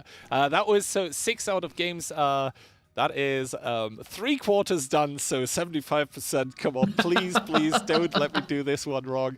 And yeah, as we see the replay here of the last seconds going down, we already know who's going to take down this victory, but I just want to emphasize once again in what kind of a nice fashion Tactical Nuke is actually doing this. I want to remind you of the situation before this one, where he actually did track and damage Piotr, and in this way, together with the trap, was able to actually pick up the Harlequin in one clip, so that was already 1 kill for him there that lesser players would not have gotten. And now you can see skill here with the engage and tactical nuke. He has the upper ground here. He puts the trap perfectly. Skill for LTU, he would need to engage into the complete rest of the trap. Tactical nuke clipping out here. He has the 4-round autoloader with brutal clip damage. He has about 15 seconds of reload, but he does reduce the 15 seconds of reload. You can see the arrow up above his head. That means he improved his characteristics. And then as soon as he's reloaded in his hull down, he does dash out of it again and finish off skill for LTU. That was just perfectly played there to the end, using all and every single one of the abilities that his tank had. And yeah, just admirable gameplay. It's what you like to see. And a deserved victory royale here for Tactical Nuke, coming in with the Raven. Top spot, 49 points, 6 kills to his name, and wow. And skill for LTU, obviously second, not bad either. 40 points, that is because he had 30 plus 5 times 2 from the kills. He's at 40. Then we have Rizek coming in with 31, Piotr 24, Ducky also 24, but obviously Piotr with a lot more damage, hence Piotr over Ducky. Svitman with 20, VDR also 20, Tankelit 16, Chudy and Chudy and Camel 14, Strong Maxi 13, and that is probably going to shake up the leaderboard a little bit because, mind you, Strong Maxi was leading here. Algo 10, XCR 10, Mr. Chef 7, Isna 6, Alex 5, Des 4, Jackie 3, QB 2, and Karl-Heinz, the unfortunate last guy here, 1. I think that might be just enough to help Daki get a little bit closer to that #1 spot. I think it's not going to be enough to overtake. Certainly not. And yeah, here the secret gets revealed, and I'm going to leave it to you to read it out. Okay, so there we can see Strong Maxi still retaining the #1 spot with 162 points. That's the laptop and the jacket, but much less of a commanding lead as previously, with Tactical Nuke with the 12 points and awesome damage in the last game really leapfrogging Daki. 155 points to take second. Daki retains, moves down to third place, 143 points with some solid consistent performance. Skill actually jumps up a little bit to fourth place with 118 points. VDR, who was dominant early and has gone a little bit quiet now, but still keeps into the last prize placement with 112 points at fifth. We've got Rizek placing 6, 108. Yezny 7th with 104. Tankelit with 100 at 8. And then very closely behind, we see Des, Camel, Svit, Colmy Piotr, Mr. Chef, Jackie, XCR, Karl-Heinz, Algo, Alex Und, and Chudy, and QB placing last. But you can see there, the middle of that table, the points are very, very close, and it only takes one solid game and one mistake from a leader before things start switching up a lot more. Yeah, I think we can definitely see some consistency from Strong, Maxi, and Tactical Nuke. I am curious to see in the next games if anybody takes it upon themselves to start strategic focusing. To change the leaderboard a little bit. I mean, you can sort of bet on that, right? Because the prizes here are, I mean, I wouldn't mind taking them home myself. But yeah, so you can definitely count on the CCs having an eye on the leaderboard themselves, probably calculating the points themselves on the side, who knows? Because some of them obviously do have the time in between rounds. If you're dropping out early, you are banned to the bench. You're doing a reaction, as some of you might say. And yeah, then you just have to watch and have to pray if you're far up in the leaderboard that your direct competitors are not really getting to those top spots soon, as I believe we might be ready to just about head into that next game. It's going to be game number 7, David. Take a note of that one. And yeah, exactly. And... And here we go, loading into the second last game of the day. It's going to be game number 7 of the CC Steel Hunter tournament. And once again, the map is Dreamland, my personal favorite, not because of gameplay or something on it, just because I like snow more than sand. And yeah, here we go once again at the rugged surface of the crashed plane in front of that big castle here. Also in the back there, the that's a giant. That's a big ship there. It's a fairly sizable one. And yeah, all the cranes, I'm not sure if they can even get up to it. And obviously, the beautiful castle of Dreamland. That looks like Dracula could be in the top of that one. But yeah, the lighthouse in the back, obviously. and we are hopping in here. There's still the countdown going on, but we can see one Valkyrie, no, actually 3 Valkyries, 3 Harlequins, and now I actually have to tab into my game client to be able to see the rest of the setup. We do see our first Variag of the tournament, I believe, and the rest obviously actually no 1 Raven, and the rest it's actually no 3 Ravens. What the hell am I saying? And the rest is Harbingers. My goodness. So I'm already switching to Karl-Heinz with the Variag, who is going to see Daki very early on. And I'm curious to see how this goes. But we are on board with Alexander, who is just rolling around a little bit. Daki, of course, getting bullied a little bit, as you can see there, by Karl-Heinz in the Variag. Daki is not having a strong start to this game, bless him. Yeah, luckily enough, he should be warmed up from the rounds before this one. You can already see the jog starting yet again, and for him, truly, this 8-round free-for-all has turned to be a marathon so far. Algo here, also from the clan Algo 24, mind you, with the Variag, just hoping to find any sort of pickups. Obviously, the Variag, the Valkyrie, it is a tank that can snowball, but you need those XP at the start of the game, otherwise you're just not going to be able to move fast enough.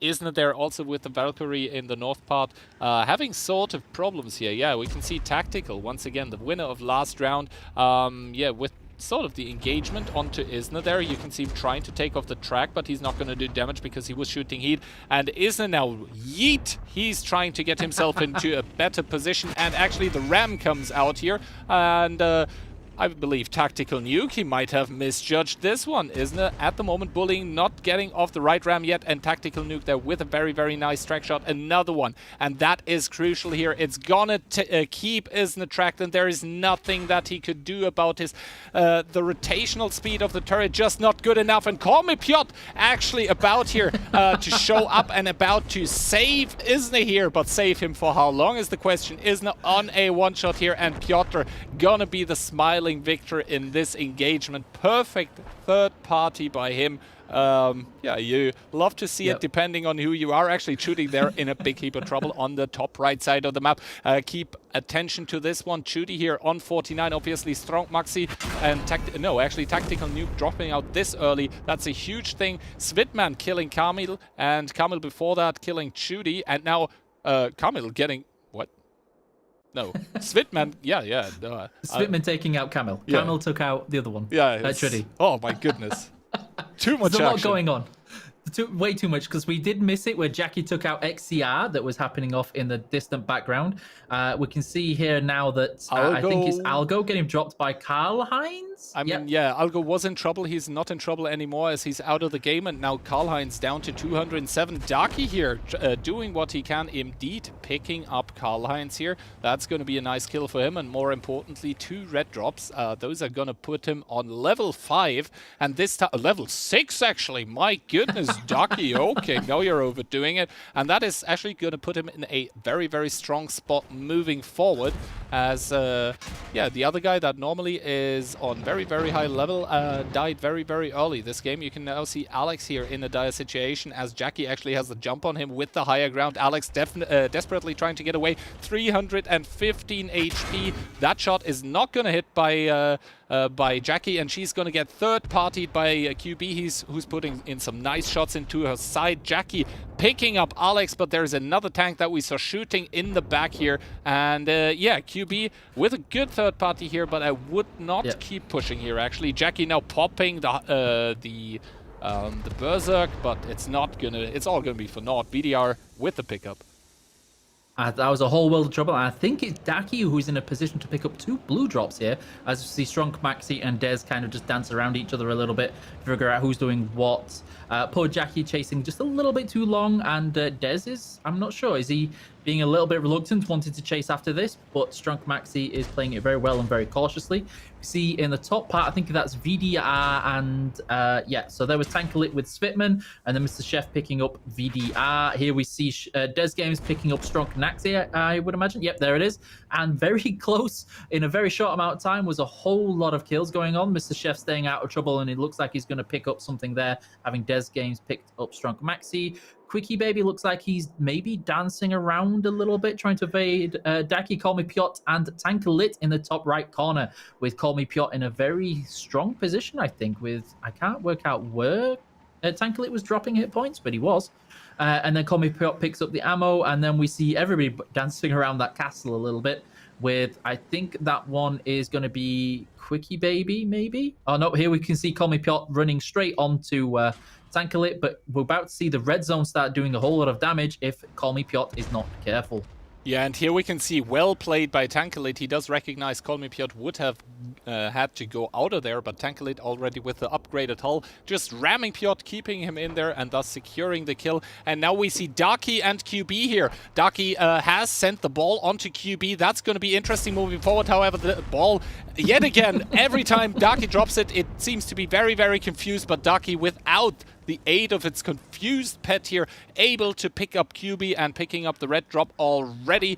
And this means we are in a top 5 situation, but we do see Daki getting tagged and the ball not caring about it. My all right, yeah, sorry, boss, my shift has ended. I'm out of here. And yeah, I think that was Rishek putting in the shots, but yeah, the ball just disappeared. Now, I don't know, Daki needs to work on that one. Too much running, that's what it is. He's exhausted it. The poor puppet, he wants a rest. That's what it is. Here we can see Raja picking up a nice drop, getting himself above level 5 now, and just probably going to take the Aliquin and try to hoover up what he can. Plenty of loot around them. Tankalit also staying out of trouble. Daki is the same way. Who is that? Is that Des Games currently hugging the yellow zone to just stay out of the fight and stay alive as long as possible?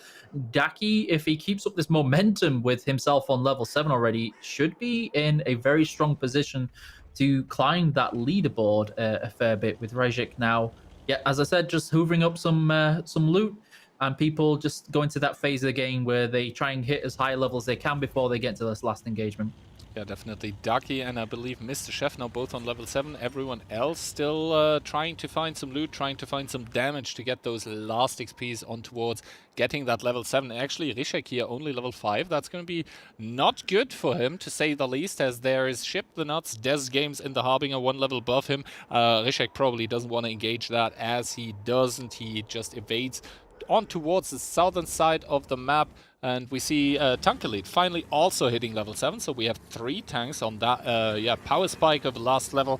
And yeah, 5 people alive here as we blend in once more the leaderboard here. Strong Maxi right now in first still, but those are the points from the past games. Then Tactical Nuke, and from these guys in here, only Daki is actually in the top 5 of the complete leaderboard here. So that's going to be very, very interesting moving forward as Des Games finds Mr. Chef here. And Mr. Chef, he is level 7, but there is a frontal Harbinger in his face. Immediately the ball gets dropped, and this is not a Daki ball, this is a Mr. Chef ball, so it immediately goes for Des Games and connects right there, right now, and gives Mr. Chef the opportunity to run away. Yep, I think Des Games has used his radar a little bit. It's seen off to his right that Tankalit is there. As we see, I believe that's Daki picking up another blue drop. Daki is going to be absolutely full of consumables soon. Des Games recognizing that Tankalit is coming on the way in a bad spot and needs to get a chance to turn around. And it looks like Tankalit is... Oh, maybe... yeah, Tankalit has definitely got this. Poor Des Games in a terrible spot, having gone from one engagement to another, and I just waiting now for Tankalit to reload. As Des Games, yes, just accept his fate, and he's like, thank you very much, goodbye, I'm out, peace out.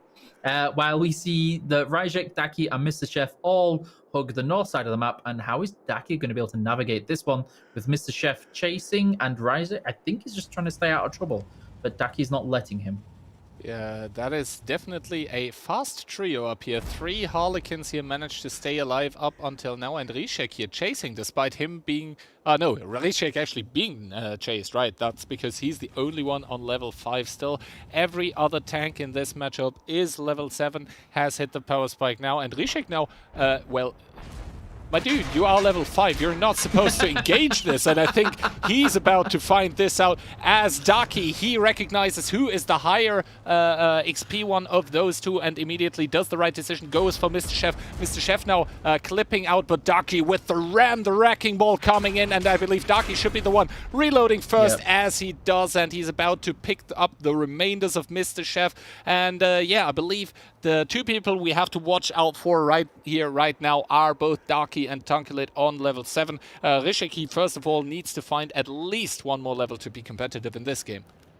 Yeah, Daki's in a very strong position. I think even with his performance and how much resource he's got, Tankalit is going to be a nightmare to take down if he can get himself in defensible position. Here we can see Brejik maybe going to pick up the level that he desperately needs, but he's definitely not going to be able to do it in peace.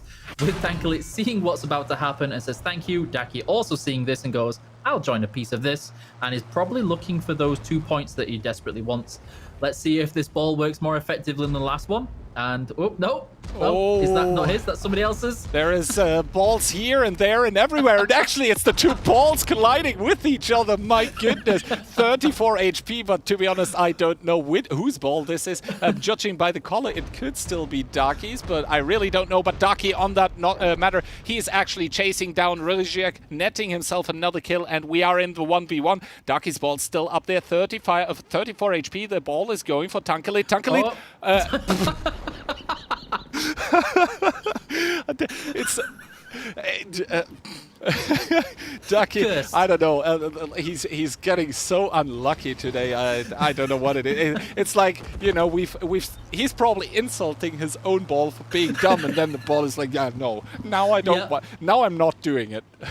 Yeah, it did one good job with destroying the other one, and then there it was like it's standing still 1 millimeter and still misses. It's just very unfortunate, very unlucky. But now Daki is in a commanding position, does have the slight advantage as long as he plays this well and doesn't try and get into a brawl, which Daki wouldn't. He knows better.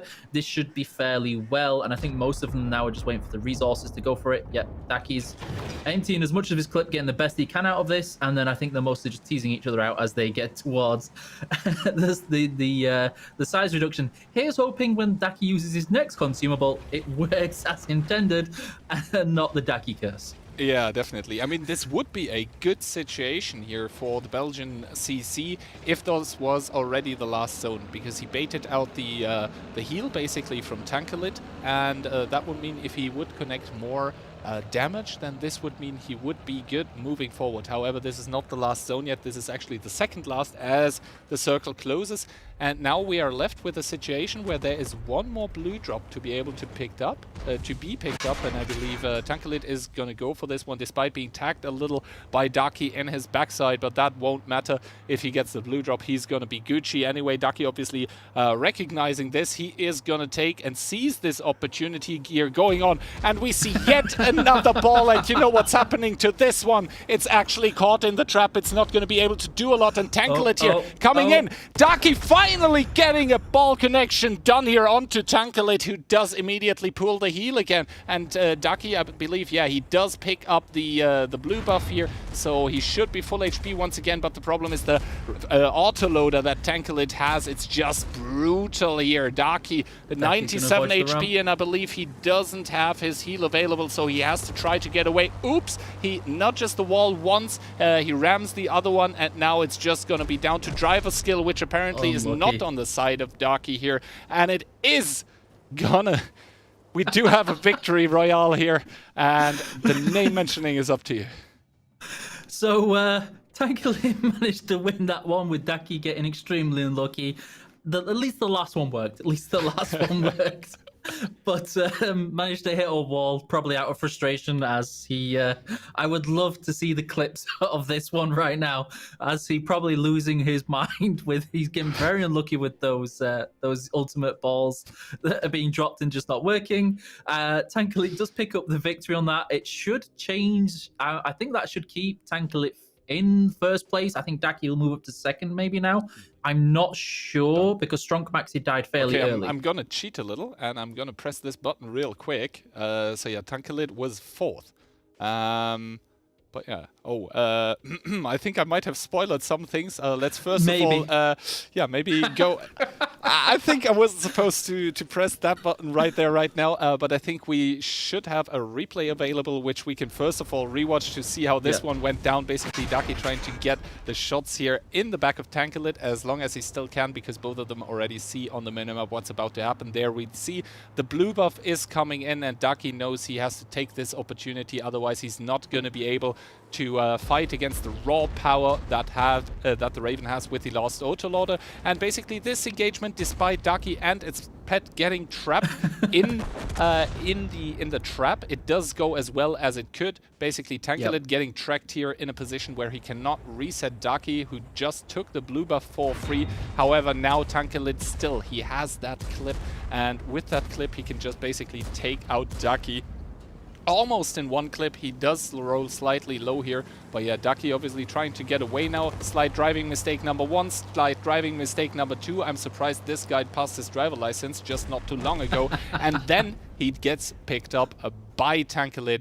And yeah, a very fun game to see. I'm not sure if it was a very fun game to play for some of the CCs. So here we can see Tankalid number 1 with 45 points, 6.5k damage. Daki second with 40 points, coming in second in the game as well, but with 5 kills. Rajek turning up in third with 27 points. Mr. Chef, 26 points in fourth. Des Games did fairly well in the middle of the game, coming in with fifth with 24 points. Call Me Piot on sixth with 20 points. Quickie Baby coming in with seventh and the same 20 points, but of course moving down to seventh because less damage. Strong Maxi, a previous strong performance on there, coming in eighth with 16 points. VDR the same with 16 points due to the 1 kill. Jackie in 10th with 14 points because of the 2 kills. Spitman in 11th with 14 points. Alex and Band is coming in 12th with 9 points. Carl Hines, Camel Eater, Algo, Yersney, Chuddy, XCR, Tactical Nuke and Skill, respectively coming from 8, 7, 6, 5, 4, 3, and 1. We're just missing the number 2 for that to be a full rounded score there. So Carl Hines and Camel Eater coming with the same score due to Camel Eater taking that extra kill. Yeah, let's have a look at how this leaderboard looks now. I'm quite curious for this one. And let's go here with the leaderboard. Ducky, despite being second last game, is actually first in the thing that matters. That is the overall leaderboard. 183 points on the board for him. Strong Maxi, a pretty close second.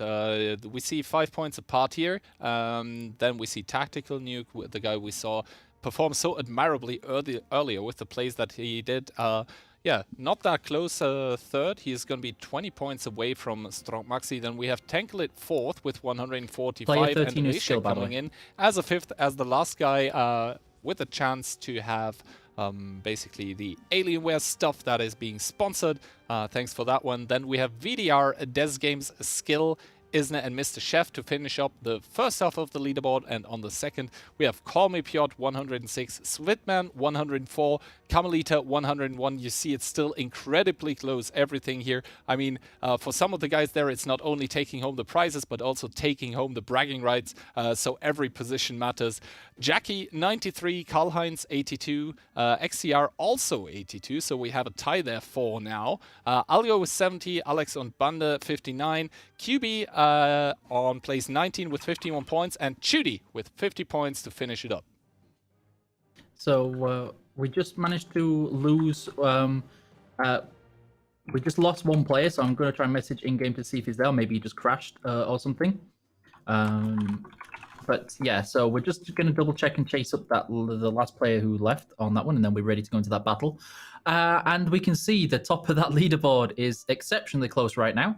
I've passed on the message who the player is that is missing right now, so hopefully they can chase them down. Otherwise, I'm going to check if they are on Twitch right now to see if they're up. And yeah, so who do you think's about to bring this one through? Normally, I would say the guy who's in first obviously has the best chances to take it home.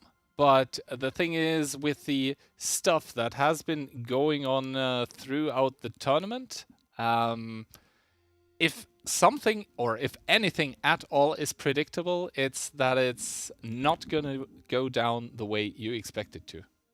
Okay, I'm just going to communicate to the production team because it looks like, yeah, he's offline, so we should just go. So I'll let you take over while I talk to the team. Yeah, never mind.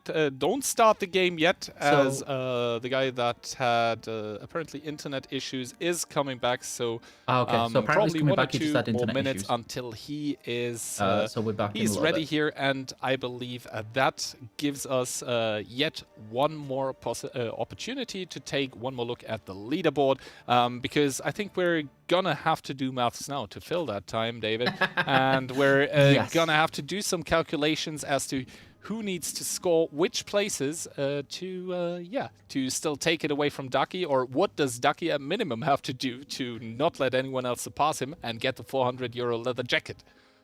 So this is where I am absolutely going to let you do the math as the person who specializes this on the streams, and I'm going to be coincidentally busy with other things. Okay. Completely all right. delegation here. Well, the thing is, just because I'm doing it on the stream does not mean I'm good at it. But yeah, obviously, we said position 1 is going to take down 37 points, and position 2 is already 30. Then we have position 3 taking 27, position 4 taking 24. Then it is a down until position 11, which has 10 points, so basically 2 points per position, moving down forward from that. And basically from position 11, which gets 10 points, you go down 1 point each position until you hit place 20, and at place 20 you get 1 point. Then again, 1 kill does net you 2 points, and in case of a tie, the damage over all rounds gets counted, and this way the tie is resolved. To be honest, I do not think we have a mechanic in place in case after 8 rounds 2 people have the same amount of damage and the same amount of points. But I believe once that happens, I'm willing to flip a coin. We'll go for a chat poll. Completely, that'll be 100% fair, right? Or making them do a 1v1 fight. Maybe that's the future. Mm-hmm. So the person who left did mistakenly think that they had done for the day and left, so they are on the way back. They will be back very, very soon. Yeah, so there's a leaderboard. I did expect Daki to be up there. Strong Maxi and Tactical Nuke have been surprise performances here. Tankalit has done exceptional. Ryzek was a star in the last tournament and has done fairly well this one. VDR is relatively new, as far as I don't know his content that much, but seems to be performing very, very well with Des Games of Skill. But yeah, I'm right now hearing from production that all of our players are ready, so we should about be ready to hop into that last, final, and also deciding round of the CC Steel Hunter tournament, at least for this one. So this one be the last one deciding everything, who's gonna take home the prizes, who's gonna take home the fame, and who's gonna take home the blame. As we are loading into Azajir 4.04 once again, and for the last time as well today. And yeah, I could bore you once again with how this map's gonna be played and what I think is gonna happen, but yeah, judging by how this has been going, I think any kind of prediction would, it would just be wrong, simply because name something, it's not going to happen. Something entirely different is going to take place. Yep, I'm truly expecting here for poor Daki to be fighting for his life at the very beginning of this round, if people know what's happened. I could imagine Strong Maxi and Tankalit just going ham and looking for it. But we'll see if I'm right or not. And yeah, we see a nice distribution with people on the top left, middle, and all around the skirts of the map. And I'm curious to see where it is that Daki spawned in. Let's have a look. Well, yeah, first of all, we're going to follow Alex in his Harlequin, once again taking this one, finding finding a yellow drop, but Chudy is going to be the first guy here to it. Chudy, though, being tagged by Alex, they're not taking damage yet, but he is taking hits, so some of his tracks might be damaged. But as we are talking about this, we see a lot of Harlequins here in the south, not really taking swings at each other. But here we see Tankalit and Camel Eater in a gruesome 1v1, and it is going to be Tankalit with a slight HP advantage for the time being. Just as I say that, Camel Eater pulls his heel there, getting up thoroughly in the lead, and now putting on the herd onto Tankalit. Tankalit now sees no other option but to push and flank, but this opens up basically the tanks to both of them. I think Camel Eater just fluffed that shot. This opens the possibilities for the Raven, who is now one-shot, though. Both of them are one-shot, but it is gonna be Camel Eater, the Polish CC here, to claw out ahead in this one, although that was a costly fight here. QB taking some pot shots at Tactical Nuke, but getting flanked by Rishek in the meantime. And on the top side, we can see Algo once again in the Valkyrie here fighting against Jackie, while Des Games here is fighting someone else. And we're going to hop into QB's view here to see him trading it out with... Ooh, I cannot remember who it was. I can't remember either. Too many people fighting all at once, which is good.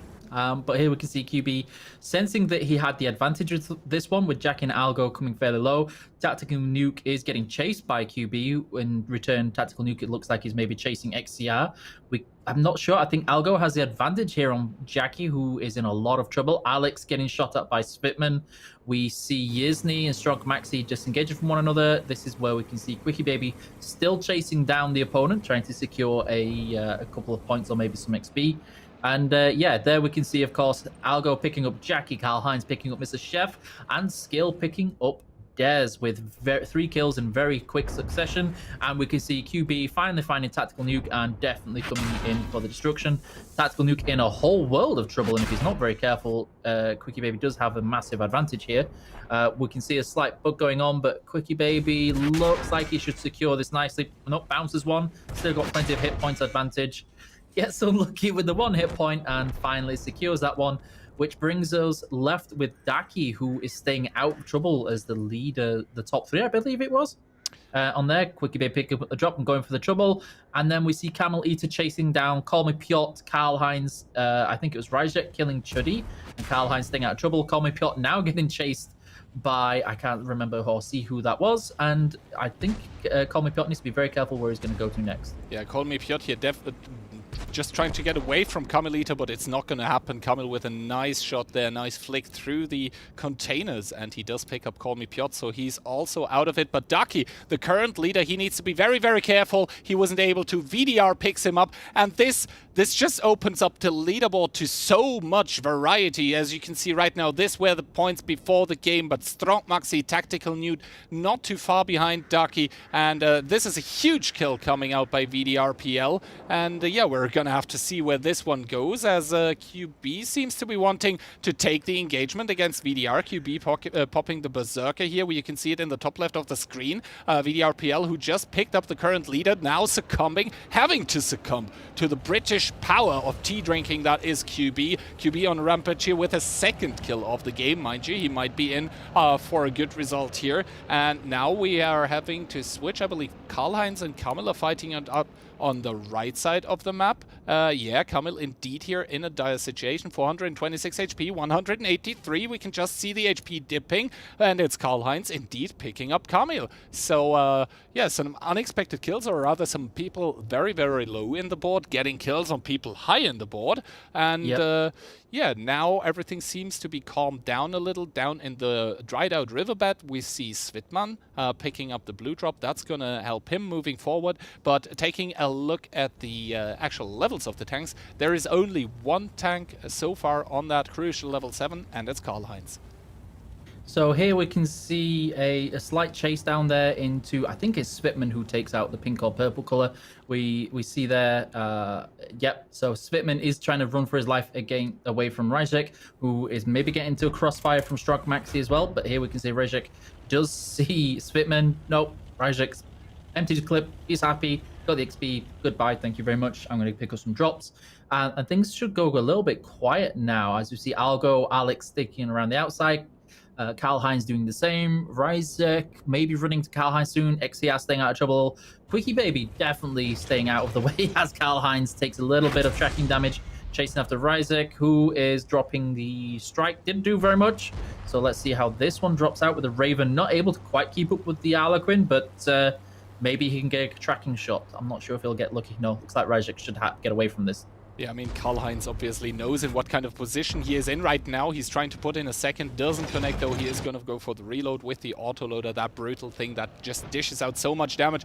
And Ryjek, yeah, he's just trying to keep running as Algo was taking 1 shot at him, and Karl Heinz, he doesn't even care about Algo. He's just going down there on Ryjek, barely missing the ram, but he's gonna have some more shots in his clip. Ryjek in a heap of trouble here, and it is gonna be Karl Heinz here who does pick up Ryjek, but Ryjek from the grave, he does send his ball, and it is not a Daki ball once again. It is a ball that actually does damage, and now we do see Algo coming in. The Valkyrie there with the ram doesn't actually do that much much damage, to be honest here, but the problem is Karl-Heinz, he has just expended so many of his abilities, so he's just gonna book it northwards here. He's gonna book it up the hill, but a nice shot here by Algo coming in. He just can't predict when he can peak those situations, and he's just gonna take his rage out onto Karl-Heinz. Karl-Heinz, yeah, he's just gonna say, okay, that's a bit too much for me right now. For the time being, I'm just gonna run away, and Algo with a slow Valkyrie left to himself there.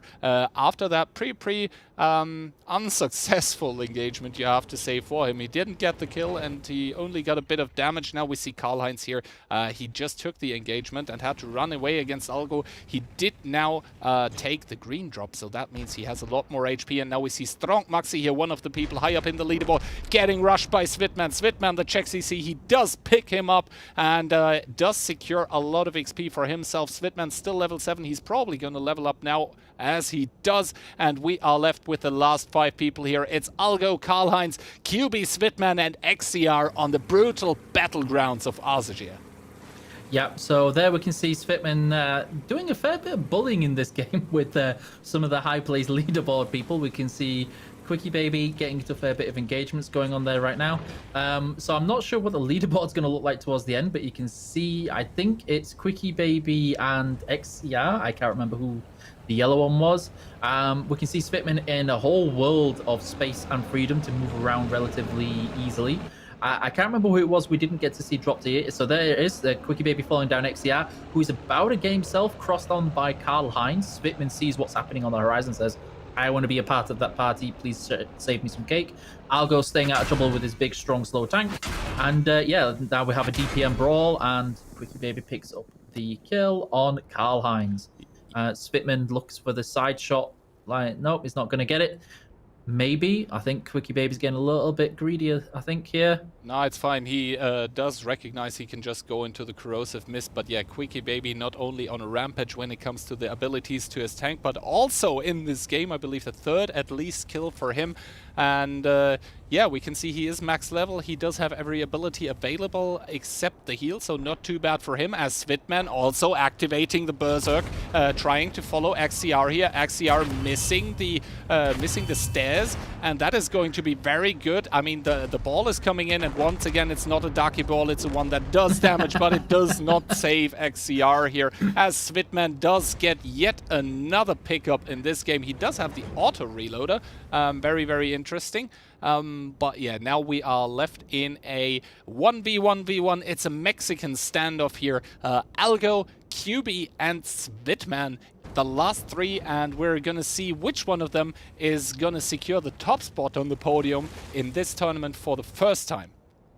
Yep, so outstanding performance by all of our contributors. I know some of them went into this focusing more on the fun and less about the prizes, so please, a lot of you guys need to remember this, that not everybody's in it for win it. They just want to take part and have the fun in the tournament. Not everybody's as competitive, but here we see Svitman is definitely a competitive person. Is going to try and do the absolute best he can in this game to get as high as he can on the ladder.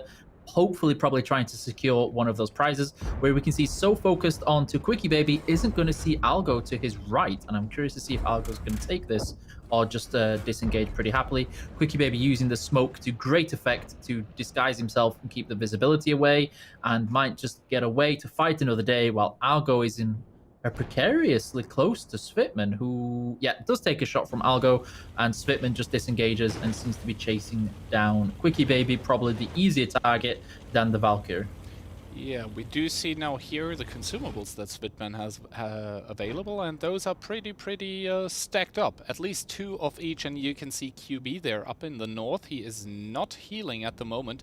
Instead, he is smartly going to one of the circles, to one of the green ones. That should get his HP back up. Svitman is going to find a blue drop here, and Algo in the Valkyrie, he's just hoping for the zone to come to him. I mean, yeah, he's a Valkyrie, and he's level 7, so he doesn't really need to do a whole lot spot. Actually, we do have Svitman here caught in the smoke in the deadly 1v1. QB with a nice track shot in the red zone, so Svitman had to use his rep kit already. Both of them with the Berserk obviously active, and QB with the slight health advantage does bounce one shot Svitman down to 1 HP, and with 1 HP he's actually the big turnaround. Svitman getting the pick up onto QB. The smoke doesn't matter, you cannot die by it, and now we are left with just 2 of them, Svitman and Algo24. Svitman here with the Harbinger. Algo, oh, he's actually only level 6, so I would have given the advantage to Algo if he was level 7. But yeah, level 6, it's gonna be very, very interesting how this one's gonna pan out, as I mentioned already with the Valkyrie. As long as it has enough of its abilities and stacks alive, you're just feeling like you're punching a sponge. Like it always comes back at you and is like, yeah, well, did something happen? Yeah, Svitman definitely doesn't want to fight just yet until he gets half of his abilities at the very least on cooldown and hits up the heal, whereas Algo is probably itching for a fight as quick as possible, but instead will stay, pick up the blue, should give him level 7. So this is going to be a cracker of a final fight between the 2 of them, and I've got to say Algo should now be in a solid position versus Svitman, unless Svitman's going to get enough time to heal. Yeah, and maximum vehicle tier reached here by Algo. I'm not quite sure which gun he's using. Is it the 750 alpha gun? I believe a few patches ago there was one with 1K alpha, so I'm not quite sure which one this is. But yeah, 1000, I believe that one got taken away because it was a bit too crazy, just like all the other abilities in this mode, to be fair. But yeah, it is going to be the gruesome 1v1. Svitman not quite full HP here, but he does have the first jump onto Algo, putting in 1 shot, putting in 2, not even waiting for his second shot to reload in the auto reloader.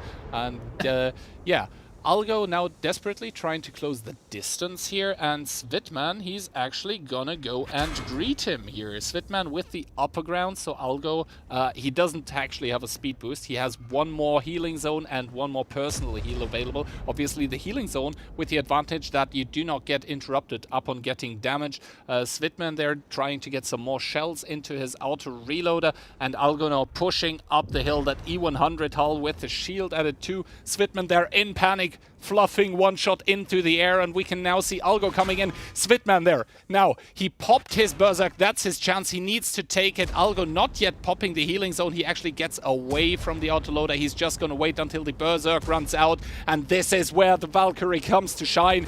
It is just like the Mauerbrecher. Not only does it take damage, but it's about to deal it too. Are we about to see a victory for Royale for the Mauerbrecher? Svitman desperately trying to do what he can, but Algo finishing it off in style with a ram here. Algo with the final victory of the day here. My goodness, what a game. So well played to Algo there, who plus Svitman I think did exceptionally well, but Algo playing it strategically until the very end and managing to just it was a lot of patience there, I feel, from Algo. He didn't get baited into rushing the engagement, and it paid off for him pretty well there. I have zero idea how the overall leaderboard is going to look, though. I have no clue. Yeah, none idea. But we are going to have a replay very shortly, which I'm looking forward to. I'm curious to see which one it's going to be. But yeah, we'll get the leaderboard to you as soon as we can, so we can list off those winners, so we can see. Well, so you can see who gets what prizes. And I want to take this time to thank Alienware for sponsoring the prizes, which is very, very nice of them, as well as the Wargaming Store. And very much thank you to our contributors for taking part. Definitely, and here we can see the last moments of this last battle here in the replay, and now, yeah, you can just see the power of the fully leveled Valkyrie. It does take some time to get going, but once you're there, it just, you know, the enemies, they feel they have a punching bag in front of them, and no matter how many punches they throw at it, it's just, you know, it just keeps going. And yeah, indeed, we do see Algo here. He does have the healing zone. He does still have the personal heal. He feels so safe right now. He doesn't feel the need to pop either of them. And Svitman, yeah, he's just taking shot after shot after shot. And Algo actually retaliating with one here. Svitman down to a 1-shot now. Svitman still with the Berserk, so he's gonna take damage continuously here. And he's just using all the abilities he has. And now finally, Algo does use the healing zone. Didn't even need to, though. he is able to finish it off with a ram. And what a more befitting end to this tournament than a Valkyrie taking a victory royale with a ram. So, what was your highlight of this tournament then? Because I know mine is, but it wasn't. It probably shouldn't be. My highlight was, first of all the Darky balls. I think that's gonna be. Oh yeah. Oh yeah. That's gonna be something new from now on. But yeah, other than that, I think there were a lot of funny moments. But the play of the day still for me is gonna be the last one. I love seeing a Valkyrie just taking a victory with a ram like that. For me, it was Daki landing that drop and getting away alive. That and him able to pull out that rest of that game was fantastic. We are just waiting for these statistics to load right now. So here we can see Algo coming in, of course, first place with 3 kills and 43 points. Svitman is second with 36 points and 3 kills. Quickie Baby performing in third with 33 points. Karl Heinz on fourth with 30 points. XCR on fifth with 24. Strong Maxi coming in sixth with 22. Camel Eater, Ryzek and Alex all coming in with 18 points apiece due to the kills, matching them up. VDR coming in with 14 points. And then from there, we see some of the interesting names that were very high up on the leaderboard, with Daki coming in 11th with 10 points. Call me Piotr 9 in 12th position. Chuddy in 13th with 8 points. Skill in 14th with 7 points. Yizny in 15th with 7 points. We then have Tactical Nuke in 16th with 6. Des Games in 17 with 4. Mr. Chef 18 with 3. Jackie in 19 with 2. And Tankalit in 20th with 1. And yeah, so we're about to see the leaderboard overall, and I'll let you have the pleasure of announcing the who gets what prize. Yeah, and here we see Strong Maxi with a flat 200 points is gonna take first place. He's gonna take a very expensive Alienware laptop, and he's gonna get the €400 leather jacket from the Wargaming store. Ducky in second place, coming in with 193 points. He's gonna get a laptop as well. Tactical Nuke in third. That's the guy we have to watch out for, judging by his 1v1 plays. He's gonna get a keyboard. Rishek, he's gonna get, and now you're gonna have to tell me, I think it's a headset, and yes. Tankalit is getting the mouse, right? Then in place number 6, we have a VDR PL. Place number 7 is Svitman. Place number 8, Skill for LTU. Place number 9, Des Games. Place number 10, Camel Eater. And on the second half, we see honorable mention, first of all, going out to Isner. He played most of it with the Valkyrie, and it was very, very fun to watch. Call me Piotr coming in 12th. Algo, congratulations on the last victory royale there in 13th. Karl Heinz with 112 points, 14th, followed up in 15th by Mr. Chef. Number 16, XCR. Number 17, JQLX, namely Jackie. Number 18, QB. Number 19, Alex und Bande. And number 20 is Chudi Chudziutki. Yeah. So I do want to remind people that, bearing in mind, a lot of the people taking part today weren't interested in the laptops. Some of the contributors and some of the people taking part have exceptional computers, already have laptops and tablets coming out of their ears, etc. So they were mostly taking part for the fun and the content and everything else. Other people were probably saying, thank you very much for the 2K laptop. I'll give that away to my audience. That'll be awesome. Thank you. So yeah, and the prizes, I want to say thank you again to Alienware for giving us those physical prizes. It's very much appreciated. And hopefully we can get more such prizes for people in the future. And with better viewership and participation, we get better prizes for people in the future as well. And thank you for Wargaming Store for giving us the leather jacket, which it looks like this. Dun, dun, dun. I have one too. It's pretty nice. It's pretty nice. You can see the little logo, so you too can look stylish like Daki in the Team Clash photo. And yeah, thank you all for taking part of our contributors. We will rate somebody for the drops. I'm aware that not everybody will have it right now, so keep watching people who do have it. You can see that list on there, and you'll be awesome. That was our Steel Hunter tournament. Now, don't disappear. Because bear in mind, we will have streams this week on the German, Polish, and English channels with the return of the Brawl mode, the 7v7 mode. Next weekend, we will have a 7v7 tournament. It's going to be a very busy month or so. So definitely tune in for that, which will be a cracker of a game. And you'll see Daki and Steel Mojo casting there. And me and Keyhand will return on the analyst desk, where we get to talk a lot more and make a lot of jokes about Daki's performance of balls in this game. I need to phrase this in a PG-13 way so nobody clips it and goes, ah. So thank you all for watching. I hope you enjoyed it. I hope you loved it. We hope to see you next time. We're going to find somebody to raid with there. Thank you once again to our sponsors. Thank you very much to our contributors on Well Played, Well Done. And I will let Keyhand have the final words. Yeah, I too hope you had a very, very fun day, just as Eek and me had commentating this one. We had a lot of laughs here.